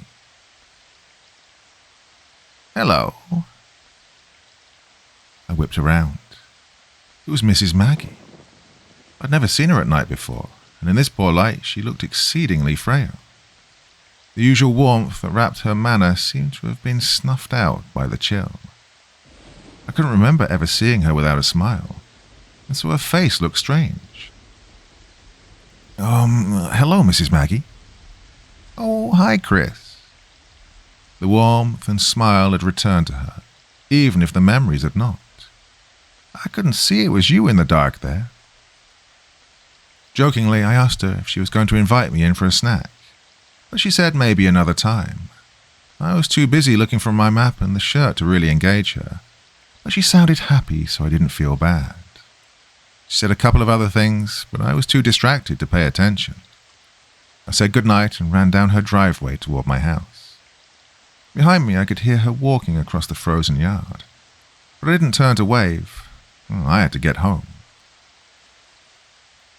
I made it home a couple of minutes before my mom did. By the time she came in, Josh and I had already changed clothes and warmed up. We'd gotten away with it, even though we'd lost the map. "Couldn't find it?" "Nah, but I saw Mrs. Maggie. She called me Chris again. I'm telling you, dude, just be glad you've never seen her at night." We both laughed, and he asked me if she invited me in for a snack, joking that the snacks must be terrible since she couldn't even give them away. I told him that she didn't, and he was surprised. Now that I had time to think about it, so was I. Literally every time we'd seen her, she'd invited us in for snacks. And here I had, albeit sarcastically, invited myself, and she said no. As Josh talked more about Mrs. Maggie, I suddenly realized that the lighter might still be in my pocket, and it would be disastrous for my mum to find. I grabbed the shorts off the floor and patted my pockets. I felt something, but it wasn't the lighter. From my back pocket, I slid out a folded piece of paper and my heart leapt. "The map," I thought, but I watched it float away. As I unfolded the paper, my stomach turned as I tried to understand what I was seeing. Drawn on the paper inside of a large oval were two stick figures holding hands. One was much bigger than the other, but neither had faces. The paper was torn, so a part of it was missing, and there was a number written near the top right corner. It was either 15 or 16. I nervously handed Josh the paper and asked him if he'd put it in my pocket at some point, but he scoffed at the idea and asked why I was so upset. I pointed toward the smaller stick figure and what was written next to it. It was my initials. I shook it off and told Josh the rest of the conversation between Mrs. Maggie and I. I'd always attributed the odd exchange to her being sick until revisiting the events in my mind all these years later. As I think about it now, the feeling of profound sadness for Mrs. Maggie returns, but it's augmented by a looming feeling of despair when I think about what she said. Maybe another time. I knew what she'd said, but I didn't understand what it meant that night. I didn't understand what her words had meant weeks later when I watched men in strange, orange biohazard suits carry what I thought were black bags full of garbage out of her house, or why the whole neighborhood smelled like death that day. I still didn't understand when they condemned the house and boarded it up a little while before we moved. But I understand now. I understand why her last words to me were so important, even if neither she nor I realized it at the time. Mrs. Maggie had told me that night that Tom had come home, but I now know who had really moved in, just as I now know why I never saw her body brought out on a stretcher. The bags weren't filled with garbage.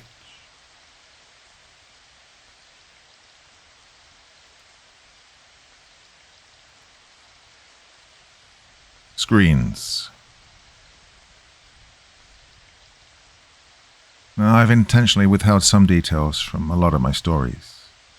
I've let my hopes concerning the way things might influence my evaluation of the way they actually are. I don't think there's any point to that anymore, though. At the end of summer between kindergarten and first grade, I caught the stomach flu. This has all the components of the regular flu. However, with the stomach flu, you throw up in a bucket and not the toilet because you're sitting on it. The sickness gets purged from both ends. This lasted for about 10 days, but just before it had passed, the sickness was granted an extension in the form of pink eye. My eyelids were so fused together by the dried mucus generated during the night that the first day I woke with the infection, I thought I'd gone blind. When I started first grade, I had a kink in my neck from 10 days of bed rest and 2 swollen, bloodshot eyes. Josh was in another group and didn't have my lunch, so in a cafeteria bursting with 200 kids, I still had a table to myself. I started keeping spare food in my backpack that I'd take into the bathroom to eat over lunch, since my school meals were usually confiscated by older kids who I knew I wouldn't stand up to, since no one would stand with me. This dynamic persisted even after my condition cleared up, since no one wants to be friends with the kid who gets bullied, unless they have some of that aggression directed toward themselves. The only reason this stopped was due to the actions of a kid named Alex. Alex was in the 3rd grade and was bigger than most of the other kids in any grade. Around the 3rd week of school, he started sitting with me at lunch, and this put an immediate end to the shortage of my food supply. He was nice enough, but he seemed kind of slow.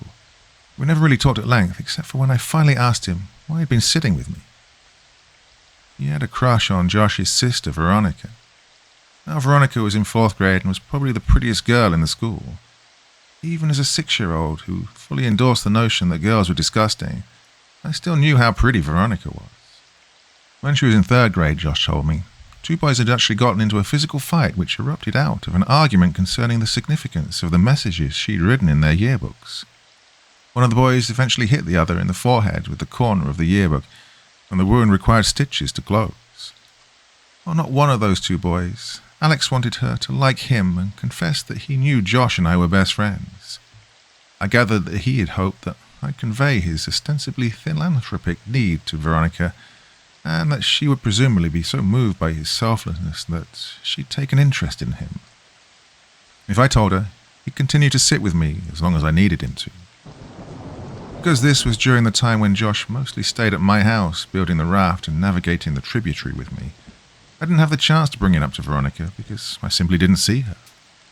I told Josh about it, and he made fun of Alex, but said that he'd tell his sister since I wanted him to. I doubted he would. Josh was annoyed that people seemed to be so taken with his sister.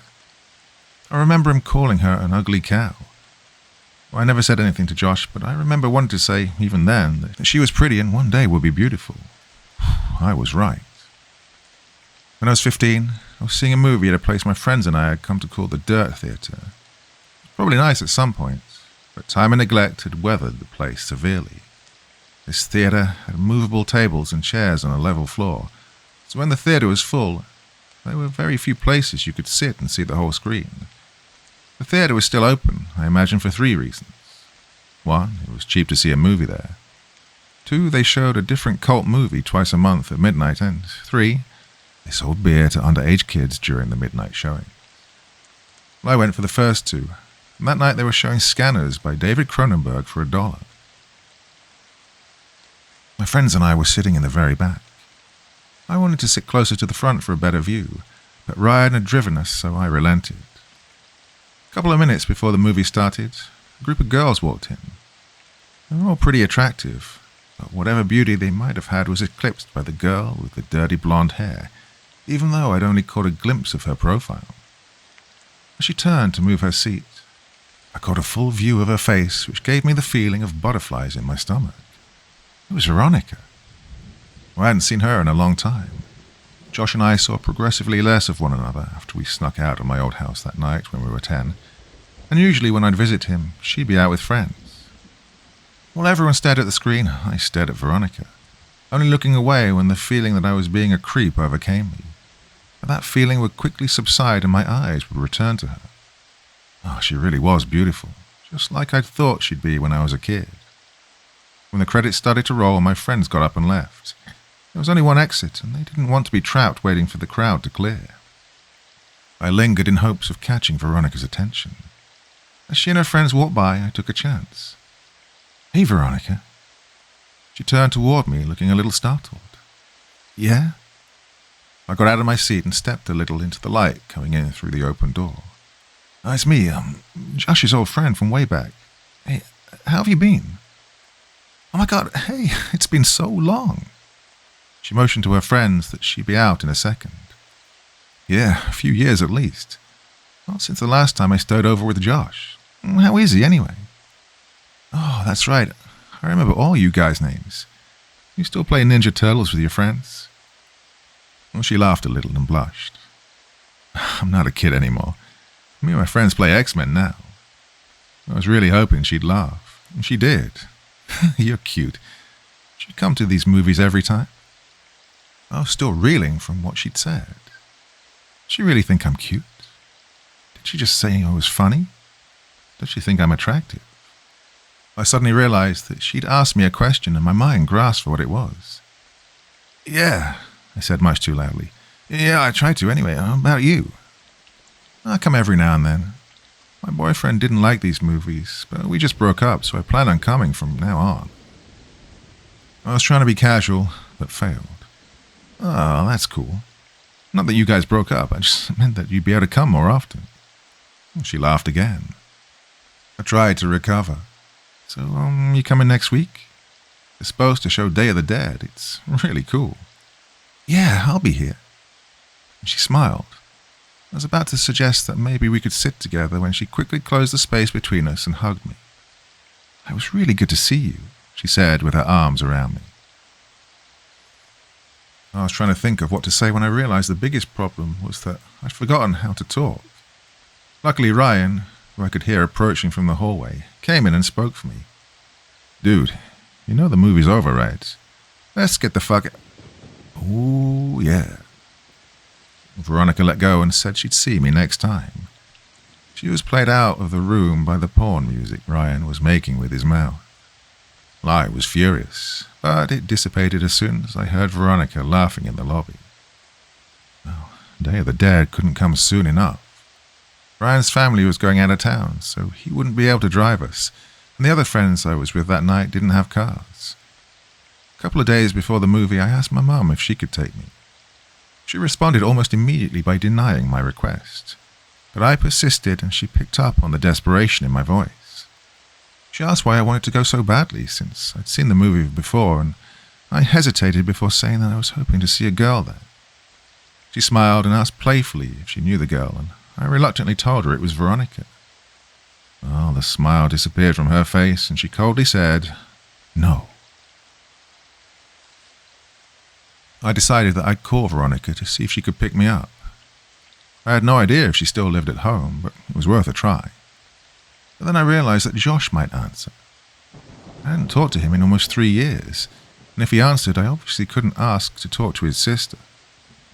I felt guilty for calling to speak with Veronica and not Josh, but I dismissed that feeling quickly. Josh hadn't called me in years either. I picked up the phone and dialed the number that was still embedded in my muscle memory from having dialed it so often all those years ago. It rang several times before someone picked up. It wasn't Josh.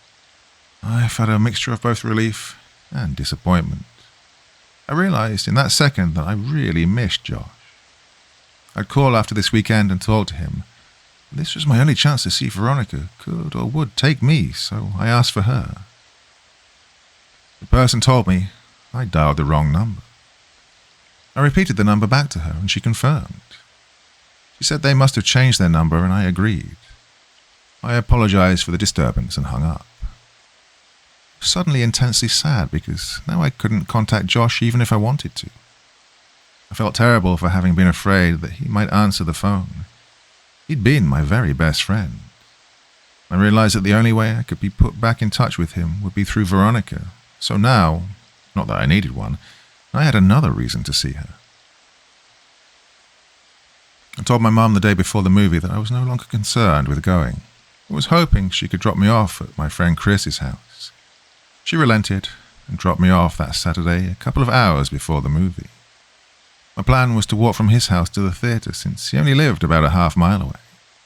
They went to church early on Sunday, so his parents would go to sleep early Saturday night, and Chris was fine with not coming with me since he'd planned on chatting with this girl he met online. He said that the walk back to his house would be even lonelier after she laughed in my face when I tried to kiss her. I told him not to electrocute himself when he tried to have sex with his computer. I left his house at 11:15. I tried to pace myself so I get there just a little before the movie. I was going by myself, so I didn't want to just hang around there waiting. On the way to the theatre, I figured that if Veronica showed up at all, it would be lucky for us to arrive at the same time, so I debated I should wait outside or just go in. Both had their pros and cons. As I was grappling with these concerns, I noticed that the steady stream of streaking car lights that had been overtaking me had been replaced by a single, constant spotlight that refused to pass.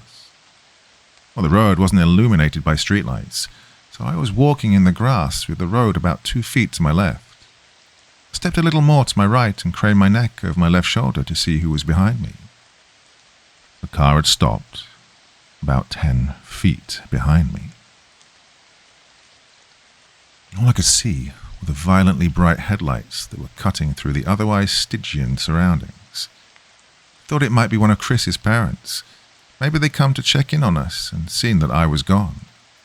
It wouldn't have taken much pressing for Chris to confess. I took one step toward the car. It broke its paws and started driving toward me at a slow pace. It passed me and I saw that it wasn't Chris's parents' car, or any car that I recognized for that matter. I tried to see the driver, but it was too dark, and my pupils had shrunk when faced with the blinding lights from the car just moments before. They adjusted enough, though I could see a tremendous crack in the window of the car as it drove away. I didn't think much of the whole affair. Some people find it fun to scare other people. I'd often hide around corners and jump out at my mum after all. I timed it right and got there about 10 minutes before the movie. I decided to wait outside until around 11:57, since that would give me time to find her inside if she was already seated. As I was considering the possibility that she might not show, I saw her. She was alone, and she was beautiful. I waved to her and walked to close the distance. She smiled and asked if my friends were already inside. I said that they weren't and realized that this seemed like I was trying to make this a date. She didn't seem bothered by that, nor was she bothered when I handed her the ticket I already bought. She looked at me quizzically and said, "Don't worry, I'm rich." She laughed and we went inside. I bought us 1 popcorn and 2 drinks. I spent most of the movie debating whether or not I should time reaching my hand into the popcorn bag when she reached in so they would touch. She seemed to enjoy the movie, and before I knew it, it was over. We didn't linger in the theatre, and because this was a midnight show, we couldn't loiter in the lobby, so we walked outside. The parking lot of the theatre was big because it connected with a mall that had gone out of business. Not wanting the night to be over just yet, I continued the conversation while casually walking toward the old mall. As we were about to round the corner and leave the theatre out of sight, I looked back and saw that her car wasn't the only one left in the parking lot. and the other one had a large crack in the back window. My immediate uneasiness turned to understanding. That makes a lot of sense. The driver of that car works here. I must have figured I was on my way to the movie. Injecting real horror into the life of a horror fan seemed like an obvious move. We walked around the mall and talked about the movie. I told her that I thought Day of the Dead was better than Dawn of the Dead, but she refused to agree. I told her of when I called her old number and about my dilemma about who would answer the phone. She didn't find it as funny as I now did, but she took my phone and put her number in it. She commented that it might be the worst cell phone she'd ever seen. Her evaluation wasn't rescinded when I told her I couldn't even receive pictures on it. I called her so she'd have my number and she programmed it in. She told me that she was graduating, but she hadn't done well in school so far that year, so she wasn't sure if she'd even get into college. I told her to attach a picture of herself to the application, and they'd pay her to go there just so they could look at her. She didn't laugh at that one, and I thought she might be offended. She might have thought I was implying she couldn't get in based on her intelligence. I nervously glanced at her. She was just smiling, and even in this poor light, I could see she was blushing. I wanted to hold her hand, but I didn't. As we walked down the final side of the mall back toward the theatre, I asked her about Josh. She told me she didn't want to talk about it. I asked her if he was at least doing all right, and she said, "I don't know." I figured Josh must have taken a wrong turn somewhere and started getting into trouble. I felt bad. I felt guilty. As we approached the parking lot, I noticed that the car with the cracked back window was gone, and that her car was now the only one in the parking lot. She asked me if I needed a ride, and even though I really didn't, I said that I'd appreciate it. I'd drunk my whole soda during the movie, and all the walking was putting pressure on my bladder. Well, I knew I could wait until I was back at Chris's, but I decided that I was going to try and kiss her when she dropped me off. I didn't want this biological nagging to rush me out of the car. This would be my first kiss. I could think of no ruse to conceal what I needed to do. The theatre had long closed, so I only had one option. I told her that I was going to go behind the theatre to piss, but I'd be back in 2 shakes. It was obvious that I thought it was hilarious, and she seemed to laugh more at how funny I found it than how funny it clearly was. On the way toward the theatre, I stopped and turned toward her. I asked her if Josh had ever told her that a kid named Alex had done something nice for me. She paused to think for a moment, and said that he had. She inquired as to why I'd asked, but I said it was nothing. Josh really was a good friend. When I went to go behind the theatre, I realized that there was a chain-link fence extending off and running parallel to the walls of the building. Where I stood, she could still see me, and the fence seemed to stretch on endlessly, so I thought I'd just hop it, duck out of sight, and return as quickly as I could. It may have been too much of an effort, but I thought it polite. I climbed the fence and walked just a little ways until I was out of sight and urinated. For a moment, the only sounds were the crickets in the grass behind me and the collision of liquid and cement. These sounds were overpowered by a noise that I can still hear when it's quiet and there are no other noises to distract my ears. In the distance, I heard a faint screeching which quickly subsided only to be replaced with a cascade of thundering vibrations. I realized quickly enough what it was. It was a car. The growling of the engine got louder, and then I thought, no, not louder, closer. As soon as I realized this, I started back toward the fence, but before I could get very far at all, I heard a brief, truncated scream, and the roar of the engine terminated in a deafening thud. I started running, but after only 2 or 3 steps, I was tripped by a loose piece of stone and fell hard and fast onto the concrete, my head striking the corner of a chair as I fell. I was dazed for maybe 30 seconds, but the renewed rumbling of the engine drew my senses back and my equilibrium was restored by adrenaline. I redoubled my efforts. I was worried that whatever had crashed from the car might harass Veronica. As I was climbing over the fence, I saw that there was still only 1 car in the parking lot. I didn't see any evidence of a crash. I thought I might have misjudged its direction and proximity. As I ran towards Veronica's car, and as my orientation changed, I saw what the car had hit. My legs stopped working almost completely. It was Veronica. Her car was sitting between us, and as I closed the distance and walked around it, she came fully into view. Her body was twisted and crumpled like a discarded figure meant to represent a catalogue of things the human body cannot do. I could see the bone of her right shin cutting through her jeans, and her left arm was wrapped so hard around the back of her neck that her hand fell on her right breast. Her head was craned back and her mouth hung widely open toward the sky. There was so much blood.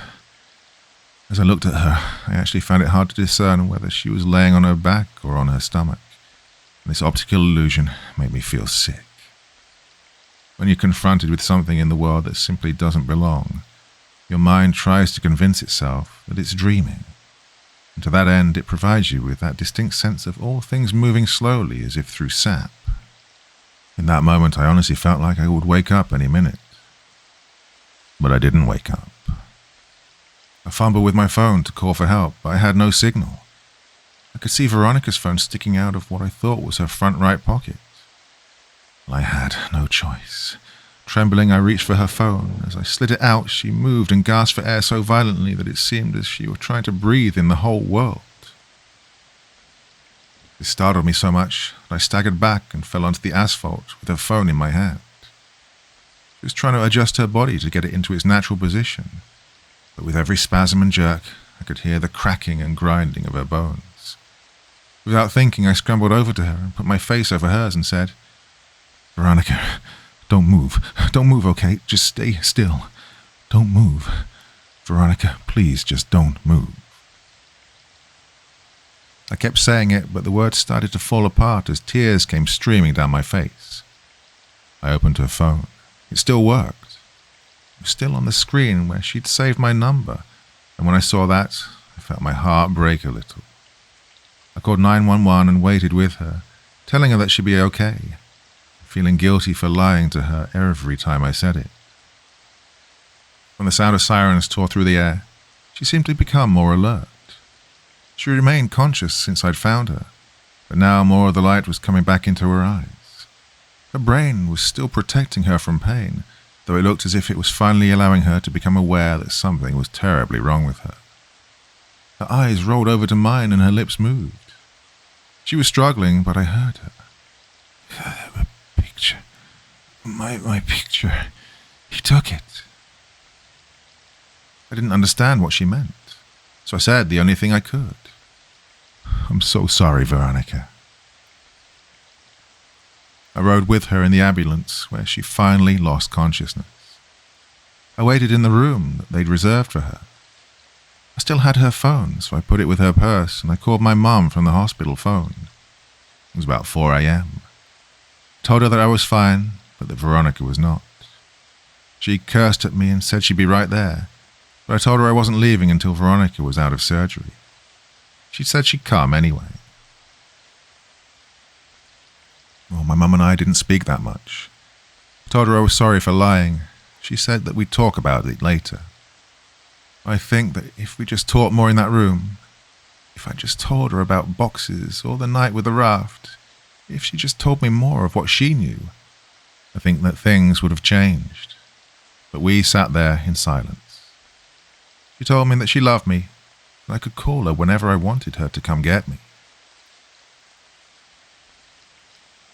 As my mum was leaving, Veronica's parents rushed in. Her dad and my mum exchanged a few words that appeared to be quite serious, while Veronica's mother talked to the person at the desk. Her mother was a nurse, but didn't work at this hospital. I'm sure that she'd tried to get Veronica transferred, but her condition was prohibitive. While we waited, the police came in and talked to each of us. I told them what happened, they made some notes, and then they left. She came out of surgery and 90% of her body was covered in a thick white cast. Her right arm was free, but the rest of her was bound like a cocoon. She was still under, but I remembered how I felt when I had my cast before kindergarten. I asked a nurse for a marker, but I couldn't think of anything to write. I slept in a chair in the corner and went home the next day. They came back every afternoon for several days. At some point, they'd moved another patient into her room and set up a screen around Veronica's bed to act as a partition. She didn't seem to be feeling better, but she made more moments of lucidity. But even during these periods, we wouldn't really talk. Her jaw had been broken by the car, so the doctors had wired it shut. I sat with her for a while, but there was nothing much I could say. I got up and walked over to her. I kissed her on the forehead and she whispered through her clenched teeth, "Josh." This surprised me a little, but I looked at her and said, "Has he not come to see you?" "No." I found myself really irritated. Even if Josh had been getting into trouble, he should still come here to see his sister, I thought. I was about to express this when she said, "No, Josh, he ran away. I should have told you." I felt my blood turn to ice. When did this happen? When he was 13. Did he leave a note or something? On his pillow. She started crying and I followed her, but I think now we were crying for different reasons, even if I didn't realize it. At this point, there were a lot of things I still didn't remember about my childhood, and there were a lot of connections I hadn't yet made. I told her I had to go, but that she could text me any time. I got a text from her the next day, telling me not to come back. I asked her why, and she said she didn't want me to see her like that again. Well, I agreed begrudgingly. We texted each other every day, though I kept this from my mum because I knew that she didn't like me talking to Veronica. Usually her texts were fairly short, and mostly only in response to more lengthy texts that I'd send her. I tried calling her only once. I was sure she was screening her calls, but I hoped I could hear her voice. She picked up but didn't say anything. I could hear how labored her breathing was. About a week after, she told me not to come to see her anymore, and she sent me a text that simply read, "I love you." Well, I was filled with so many different emotions, but I responded by expressing the most prevalent one. I replied, "I love you too." She said that she wanted to be with me, and that she couldn't wait until she could see me again. She told me that she'd been released and was convalescing at her house. Well, these exchanges carried on for several weeks, but every time I asked to come see her, she would say, "Soon." I kept insisting, and the following week she said that she thought she might be able to make it to the next midnight movie. I couldn't believe it, but she insisted that she'd try. Well, I got a text from her the afternoon of the movie saying, "See you tonight." Well, I got Ryan to drive me since Chris's parents had found out what had happened and said I wasn't welcome at their house anymore. I explained to Ryan that she might be in bad shape, but that I really cared about her, so to give her some space. Well, he accepted that, and we headed down there. Veronica didn't show. I'd saved a seat for her right next to me near the exit so we could get in and out easily. But 10 minutes into the movie, a man slid into the chair. Well, I whispered, "Excuse me, this seat's taken." But he didn't respond at all. He just stared ahead at the screen. I remember wanting to move because there was something wrong with the way he was breathing.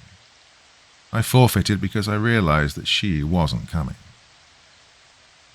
I texted her the next day asking if she was all right. I inquired as to why she didn't show for the previous night. She responded with what would turn out to be the last message I'd ever received from her. She simply said, "See you again. Soon." She was delirious. I was worried about her. I sent her several replies reminding her about the movie and saying it was no big deal, but she just stopped replying. I grew increasingly upset over the next several days. I couldn't reach her at her home because I didn't know that number, and I wasn't even sure where they lived. My mood became increasingly depressed, and my mother, who'd been really nice as of late, asked me if I was okay. I told her that I hadn't heard from Veronica in days, and I felt all the warmth leave her disposition. "What do you mean?" "Oh, she's supposed to meet me at the movies yesterday. No, it's only been like 3 weeks since she got hit, and she said she'd try to come, and after that she just stopped talking to me altogether. Oh, she must hate me." Well, she looked confused, and I could read on her face that she was trying to tell if my mind had simply broken. When she saw that it hadn't, Her eyes began to water, and she pulled me toward her, embracing me. She was beginning to sob, but it seemed too intense a reaction to my problem. I had no reason to think that she particularly cared for Veronica. She drew in a shuddering breath and then said something that still makes me nauseous, even now. She said, "Veronica's dead, sweetheart." "God, I thought you knew. She died on the last day you visited her." "Oh, baby, she died weeks ago." She'd completely broken down, but I knew it wasn't because of Veronica.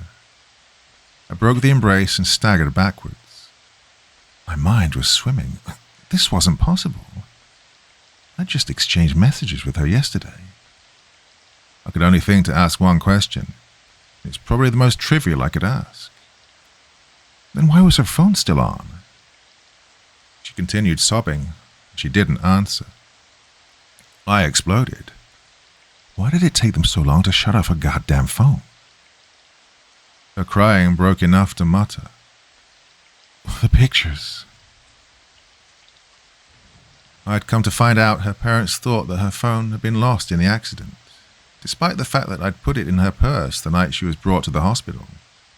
When they retrieved her belongings, the phone was not among them. They intended to contact the phone company at the end of the billing cycle to deactivate the line, but they received a call informing them of a massive impending charge for hundreds of pictures that had been sent from her phone. Pictures. Pictures that were all sent to my phone. Pictures that I never got because my phone couldn't receive them. They learned that they were all sent after the night she died. They deactivated the phone immediately.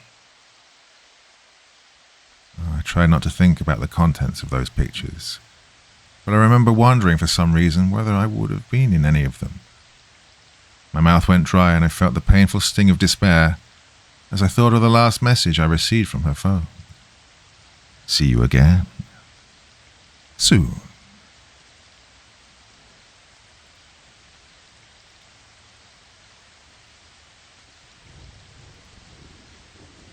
Friends. On the first day of kindergarten, my mother had elected to drive me to school. We were both nervous, and she wanted to be there with me all the way up to the moment I walked into class. It took me a bit longer to get ready in the morning due to my still mending arm. The cast came up a couple of inches past my elbow, which meant I had to cover the entire arm with a specially designed latex bag when I showered. The bag was built to pull tight around the opening in order to seal out any water that might otherwise destroy the cast. I'd gotten really adept at closing the bag myself. That morning, however, perhaps due to my excitement or nervousness, I hadn't pulled the strap tight enough, and halfway through the shower I could feel water pooling inside the bag around my fingers. I jumped out and tore the latex shield away, but could feel that the previously rigid plaster had become soft after absorbing the water. Now, because there's no way to effectively clean the area between your body and a cast, the dead skin that would normally have fallen away merely sits there. When stirred by moisture like sweat, it emits an odor, and apparently this odor is proportionate to the amount of moisture introduced, because soon after I began attempting to dry it, I was struck by the powerful stench of rot. As I continued to frantically rub it with the towel, it began to disintegrate. I was growing increasingly distressed. I'd put as much effort as a child could into his very first day at school. I'd sat with my mum picking out my clothes the night before, and I'd become exceedingly excited to show everyone my lunchbox that had the Ninja Turtles on it. I'd fallen into my mum's habit of calling these children I hadn't yet met my friends already, but as the condition of my cast worsened, I became deeply upset at the thought that surely I wouldn't be able to apply that label to anyone by the time this day was over. Defeated, I showed my mom. It took 30 minutes to get the most of the moisture out while working to preserve the rest of the cast. To address the problem of the smell, my mum cut slivers off a bar of soap and slid them down into the cast, and then rubbed the remainder of the soap on the outside in an attempt to cocoon the rancid smell inside of a more pleasant one. By the time we arrived at the school, my classmates were already engaged in their second activity, and I was shoehorned into one of the groups. I wasn't made very clear on what the guidelines of the activity were, and within about 5 minutes, I'd violated the rules so badly that each member of the group complained to the teacher and asked why I had to be in their group. I'd brought a marker to school in hopes that I could collect some signatures or drawings on my cast next to my mother's, and I suddenly felt very foolish for having even put the marker in my pocket that morning.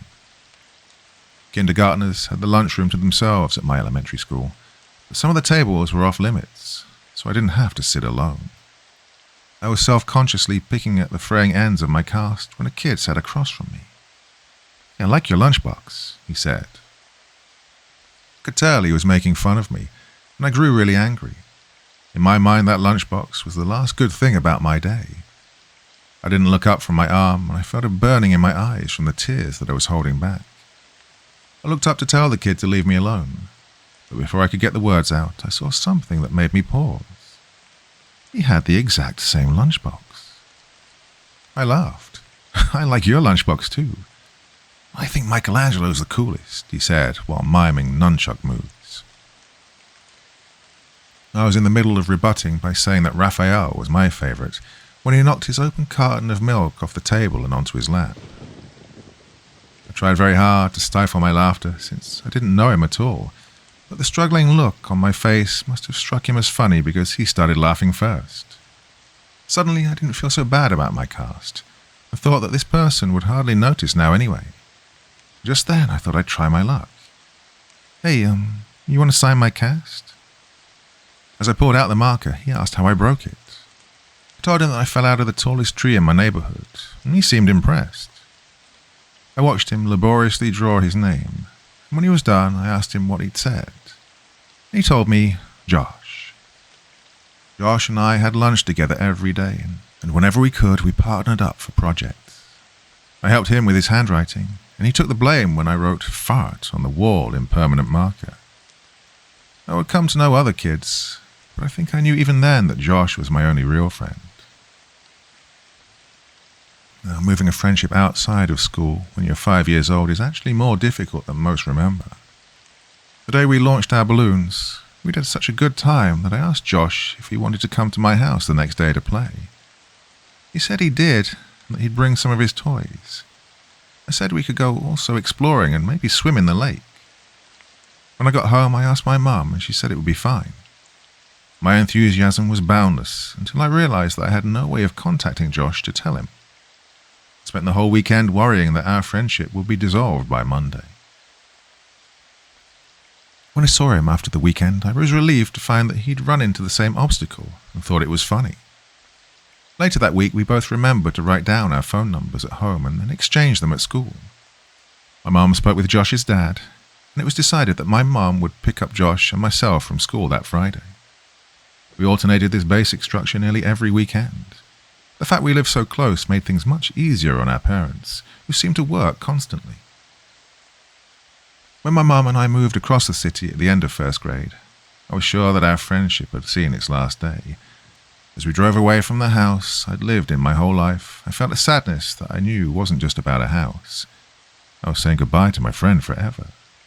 But Josh and I, to my surprise and delight, stayed close.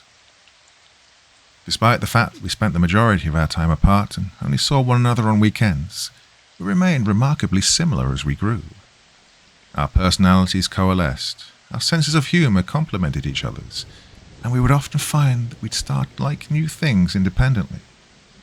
We even sounded enough alike that when I stayed with Josh, he'd sometimes call my mum pretending to be me. His success rate was impressive. My mum would sometimes joke that the only way she could tell us apart sometimes was by our hair. He had straight, dirty blonde hair like his sister, while I had curly, dark brown hair like my mother. One would think that the thing most likely to drive two young friends apart would be what's out of their control. However, I think the catalyst of our gradual disengagement was my insistence that we sneak out to my old house to look for boxes. The next weekend, I invited Josh over to my house, in keeping with our tradition of alternating houses, but he said that he really wasn't feeling up to it. We started seeing progressively less of one another over the next year or so. It had gone from once a week, once a month, to once every couple of months. For my 12th birthday, my mum threw a party for me. I hadn't made that many friends since we'd moved, so it wasn't a surprise party since my mum had no idea who to invite. I told the handful of kids I'd become acquainted with and called Josh to see if he wanted to come. Originally, he said that he didn't think he could make it, but the day before the party he called me to say that he'd be there. I was really excited because I hadn't seen him in several months. Well, the party went pretty well. My biggest concern was that Josh and the other kids would get along, but they seemed to like each other well enough. Josh was surprisingly quiet. He hadn't brought me a gift and apologized for that. I told him it wasn't a big deal. I was just glad that he was able to make it. I tried to start several conversations with him, but they seemed to keep reaching dead ends. I asked him what was wrong. I told him that I didn't get why things had become so awkward between us. They were never like that before. We used to hang out almost every weekend and talk on the phone every couple of days. I asked him what happened to us. He looked up from staring at his shoes and just said, "You left." Just after he said that, my mum yelled in from the other room that it was time to open presents. I forced a smile and walked into the dining room as they sang "Happy Birthday." There were a couple of wrap boxes and a lot of cards since most of my extended family lived out of state. Most of the gifts were silly and forgettable, but I remember that Brian gave me a Mighty Max toy shaped like a snake that I kept for years afterwards. My mum was insistent that I open all the cards that had been brought and thank each person who had given me one, because several years before on Christmas, I'd torn through the wrapping paper and envelopes with such fervour that I destroyed any possibility of discerning who had sent which gift or what amount of money. We separated the ones that had been sent by mail and the ones that had been brought that day, so my friends wouldn't have to sit through me opening cards from people they'd never met. Most of the cards from my friends had a couple of dollars in them, and the ones from my family members contained larger bills. One envelope didn't have my name written on it, but it was in the pile, so I opened it. The card had a generic floral pattern on its face and seemed to be a card that had been received by someone else who was now recycling it for my birthday because it was actually a little dingy. I actually appreciated the idea that it was a reused card since I'd always thought that cards were silly. I angled it so that the money wouldn't fall to the floor when I opened it. But the only thing inside was the message that had come printed in the card. "I love you." Whoever had given me this card hadn't written anything in it, but they'd circled the message in pencil a couple of times. I chuckled a little and said, "Gee, thanks for the awesome card, Mom." She looked at me quizzically, then turned her attention to the card. She told me it wasn't from her and seemed amused as she showed my friends, looking at their faces trying to discern who'd played the joke. None of the kids stepped forward, so my mum said, "Don't worry, sweetheart. At least you know now that 2 people love you." She followed that with an extremely prolonged and excruciating kiss on my forehead that transformed the group's bewilderment into hysteria. They were all laughing, so it could have been any of them, but Mike seemed to be laughing the hardest. To become a participant rather than the subject of the gag, I said to him that just because he'd given me that card, he shouldn't think that I'd kiss him later. We all laughed, and as soon as I looked at Josh, I saw he was finally smiling. "Well, I think that gift might be the winner, but you have a couple more to open." My mum slid another present in front of me. I was still feeling the tremors of suppressed chuckles in my abdomen as I tore the colourful paper away. When I saw the gift, I had no need to suppress the laughter anymore. My smile dropped as I looked what I'd been given. It was a pair of walkie-talkies. "Well, go on, show everyone." I held them up. Everyone seemed to approve. But as I drew my attention to Josh, I could see that he had turned a sickly shade of white. We locked eyes for a moment, and then he turned and walked into the kitchen. As I watched him dial a number on the corded phone attached to the wall, my mum whispered in my ear that she knew that Josh and I didn't talk as much since one of the walkie-talkies had broken, so she thought I'd like it. I was filled with an intense appreciation for my mum's thoughtfulness. But this feeling was easily overpowered by the emotions resurrected by the returning memories I tried so hard to bury. When everyone was eating cake, I asked Josh who he'd called. He told me he wasn't feeling well, so he called his dad to come get him. I understood that he wanted to leave, but I told him that I wished we could hang out more. I extended one of the walkie-talkies to him, but he put his hand up in refusal. Dejected, I said, "Well, thanks for coming, I guess. Hope I'll see you before my next birthday." I'm sorry. I'll try to call you back more often. I really will, he said. The conversation stagnated as we waited by my door for his dad. I looked at his face. Josh seemed genuinely remorseful that he hadn't made more of an effort. His mood seemed suddenly bolstered by an idea that had struck him. He told me that he knew what he'd get me for my birthday. It'd take a while, but he thought that I'd really like it. I told him it wasn't a big deal, but he insisted. He seemed in better spirits and apologized for being such a drag at my party. He said that he was tired, that he hadn't been sleeping well. I asked him why that was, as he opened the door in response to his dad's honking in the driveway.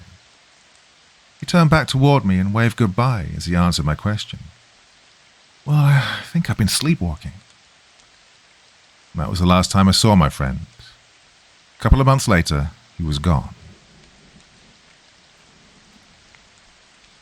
Over the past several weeks, the relationship between my mother and I has grown increasingly strained due to my attempts to learn the details of my childhood.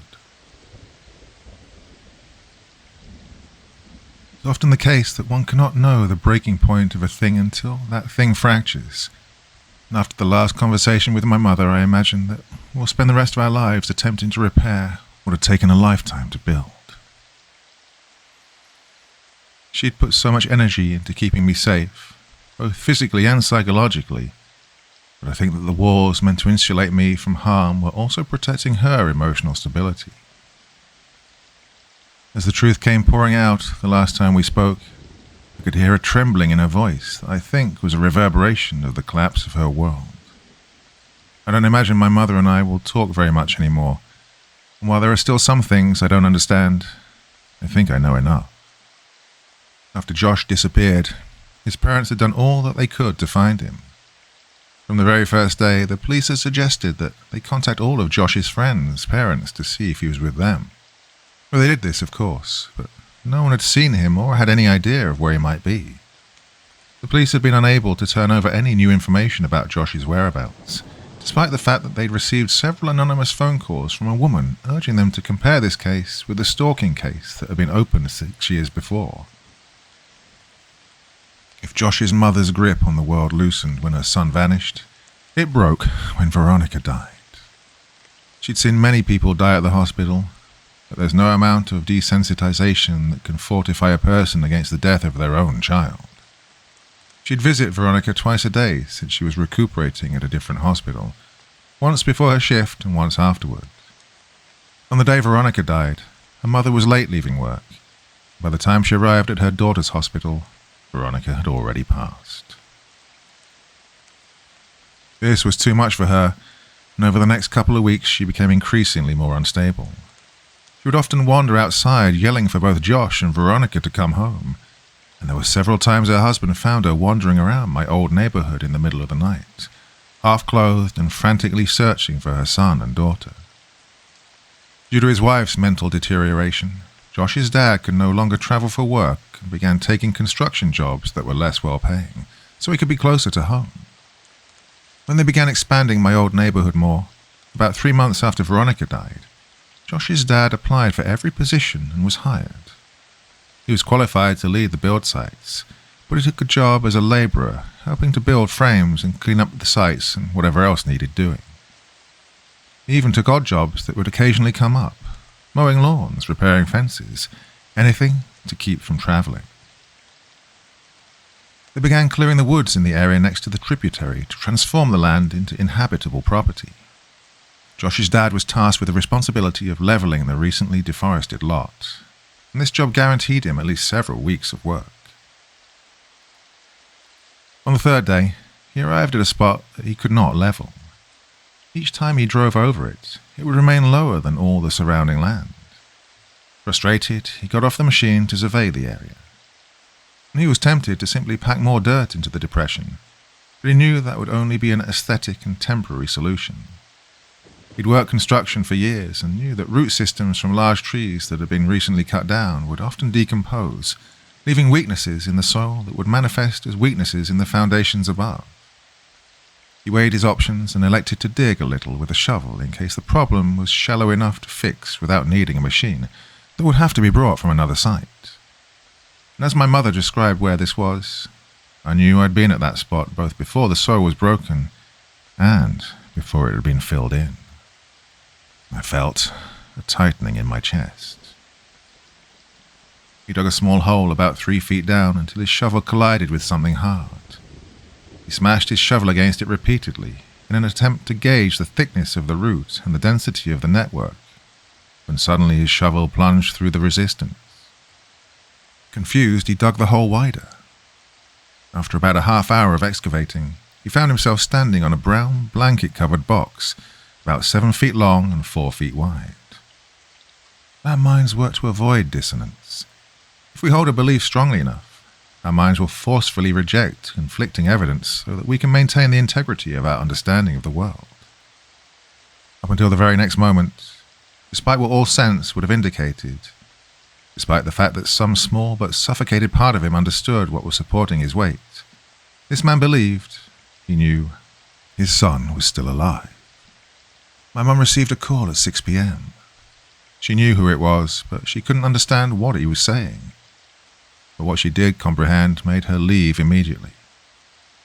"Down here. Now. Son. Please, God." When she arrived, she found Josh's dad sitting perfectly still with his back to the hole. He was holding the shovel so tightly it seemed that it might snap, and he was staring straight ahead with eyes that looked as lifeless as a shark's. He wouldn't respond to any of her words, and only reacted when she tried to gently take the shovel from him. He dragged his eyes slowly to hers and just said, "I don't understand." He repeated this as if he'd forgotten all other words, and my mother could hear him still muttering it as she walked past him to look into the hole. She told me that she wished she'd gouged her eyes out before she faced downward into that crater, and I told her that I knew what she was about to say and that she need not continue. I looked at her face, and it was expressing a look of such intense despair that it caused my stomach to turn. I realized that she'd known of this for almost 10 years and was hoping that she'd never have to tell me. As a result, she never came up with a proper arrangement of words to describe what she saw. And as I sit here, I met with the same difficulty of articulation. Josh was dead. His face was sunken in and contorted in such a way that it was as if the misery and hopelessness of all the world had been transferred to it. The assaulting smell of decay rose from the crypt, and my mother had to cover her nose and mouth to keep from vomiting. His skin was cracked, almost crocodilian, and a stream of blood that had followed these lines had dried on his face after pooling and staining the wood around his head. His eyes lay half-lidded, facing straight up. She said by the look of him, he'd not been long dead, and thus time had not brought the mercy of degradation to erase the pain and terror that was now etched in his face. She said it was as if he'd fixed his gaze right on her, his mouth open, offering an all-too-late plea for help. The rest of his body, however, wasn't visible. Someone else was covering it. He was large and lay face down on top of Josh, and as my mother's mind stretched itself to take in what her eyes were attempting to tell her, she became aware of the significance of the way in which he laid. He was holding Josh. Their legs lay frozen by death, but entangled like vines in some lush tropical forest. One arm rested under Josh's neck only to wrap around his body so that they might lie closer still. As the sun passed through the trees, its light became reflected by something pinned to Josh's shirt. My mother stooped to one knee and raised the collar of her shirt over her nose so that she might block out the smell. When she saw what had caught the sun, her legs abandoned her and she nearly fell into the tomb. It was a picture. It was a picture of me as a child. She staggered backwards, gasping and trembling, and collided with Josh's father, who still sat facing away from the hole. She understood why he'd called her, but she couldn't bring herself to tell him what she'd kept from everyone for all these years. Josh's family never knew about the night I'd woken up in the woods. She knew now that she should have told them, but to tell him now would help nothing. As she sat there resting her back against Josh's dad's, he spoke. "I can't tell my wife. I can't tell her that our little boy..." His speech staggered in fits as he pressed his wet face into his dirt-caked hands. She couldn't bear it. After a moment, he stood up, still shuddering, and lumbered toward the grave. With a final sob, he stepped down into the coffin. Josh's dad was a big man, but not as big as the man in the box. He grabbed the back of the man's collar and pulled hard. It was as if he intended to throw the man out of the grave in a singular motion.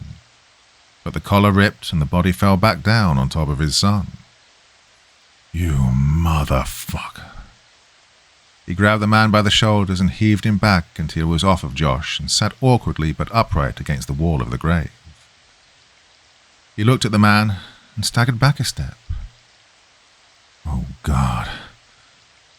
Oh, God, no, no, no, no, please, God, oh, please, God, no." In a struggling but powerful movement, he lifted and pushed the corpse completely out of the ground, and they both heard the sound of glass rolling against wood. It was a bottle. He handed it to my mother. It was ether. "Oh, Josh," he sobbed. "My boy, my baby boy. Why is there so much blood? What did he do to you?" As my mother looked at the man who now lay facing upwards, she realized she was facing the person who'd haunted our lives for over a decade. She'd imagined him so many times, always evil and always terrifying, and the cries of Josh's father seemed to confirm her worst fears. But as she stared at his face, she thought that this didn't look like who she'd imagined. This was just a man. As she looked at his frozen expression, it actually looked serene. The corners of his lips were turned up only slightly. She saw that he was smiling.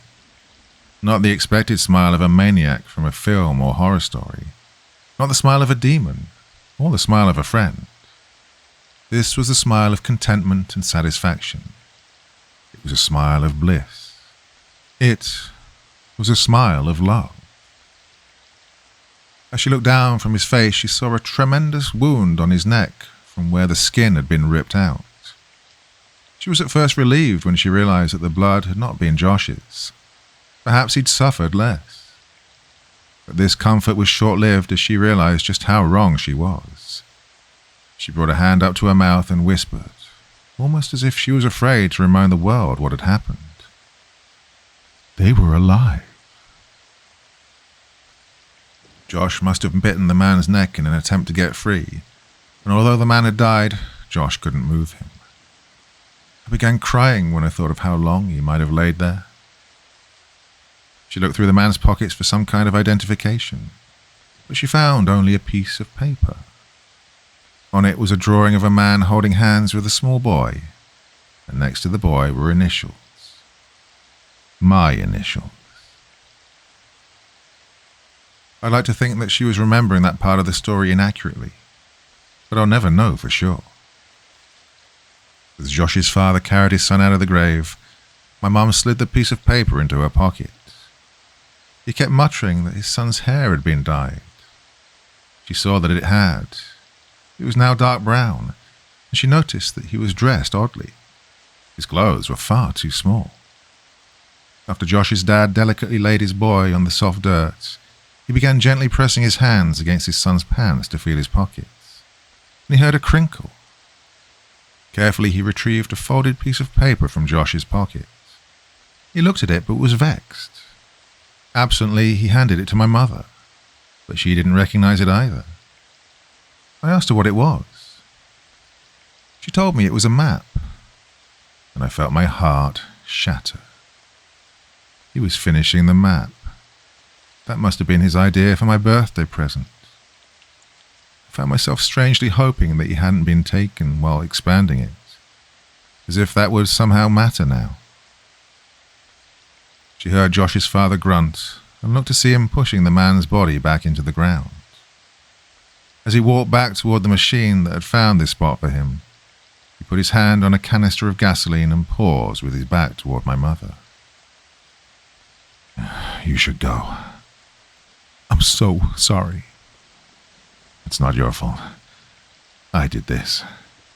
You can't think like that. There was nothing. He interjected flatly, almost with no emotion at all. About a month ago, a guy approached me as I was cleaning up the site on the new development a block over. He asked me if I wanted to make some extra money. Because my wife's not working right now, I accepted. He told me that some kids had dug a bunch of holes on his property. He offered me $100 to fill them in. He said he wanted to take some pictures for the insurance company first. But if I came back after 5 p.m. the next day, that'd be fine. I thought this guy was a sucker since I knew clearing that lot was coming up, so someone would have to do it anyway. But I needed the money, so I agreed. I didn't think he even had $100, but he put the bill in my hand, and I did the job the next day. I've been so exhausted, I didn't even think about it after I was done. Didn't think about it until today when I pulled the same guy off of my son. He pointed at the grave, and his emotions started to push through as he broke into a sob. He paid me $100 so that I'd bury him with my boy. It was as if saying it aloud forced him to accept what had happened, and he collapsed onto the ground in tears. My mother could think of nothing to say and stood there in silence for what felt like a lifetime. She finally asked what he'd do about Josh. Well, his final resting place won't be here with this monster. As she looked back, when she reached her car, she could see black smoke billowing and diffusing against the amber sky, and she hoped against all hope that Josh's parents would be okay. I left my mum's house without saying much else. I told her that I loved her, and that I'd talk to her soon. But I don't know what soon means for us. I got into my car and left. I understood now why the events of my childhood stopped years ago. As an adult, I now saw the connections that were lost on a child who tends to see the world in snapshots rather than a sequence. I thought about Josh. I loved him then, and I love him even still. I miss him more now that I know I'll never see him again. I find myself wishing that I'd hugged him the last time I saw him. I thought about Josh's parents, how much they'd lost and how quickly that loss had come. They don't know about my connection to any of this, but I could never look them in the eyes now. I thought about Veronica. I'd only really come to know her later in my life, but for those brief weeks, I think I had really loved her. I thought about my mother. She tried so hard to protect me and was stronger than I would ever be. Trying not to think about the man and what he'd done with Josh for more than 2 years. Mostly, I just thought about Josh. Sometimes I wished that he never sat across from me that day in kindergarten, that I'd never known what it was like to have a real friend. Sometimes I like to dream that he's in a better place. That's only a dream, and I know that. The world is a cruel place, made crueler still by man. There will be no justice for my friend, no final confrontation, no vengeance. It had been over for almost a decade for everyone but me now. And I miss you, Josh. I'm sorry you chose me, but I'll always cherish my memories of you. We were explorers. We were adventurers. And we were friends.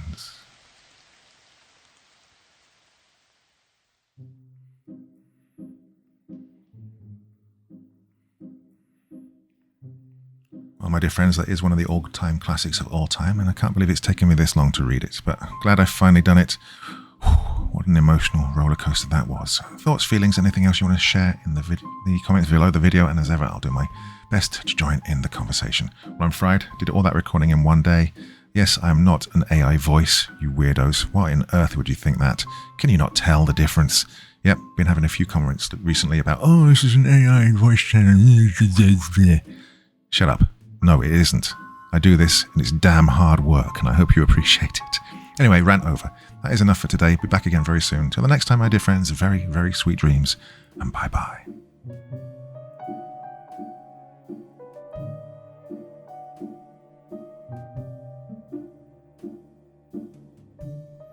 Thank you so much for taking the time to listen to this story today. Really means a lot to me and to the author of the story, of course. Well, If you want to know more about me, I'm pretty much everywhere on social media. You can find me on Facebook, Twitter, Instagram. You can download my music on SoundCloud. I've got a Patreon if you feel like. Throw me $1 or $2. Very much appreciated. And of course, on Reddit, I have a place where you can leave stories if you want me to read one that you've written. Well, hoping to see you all again very soon. Till then, sweet dreams. Bye-bye.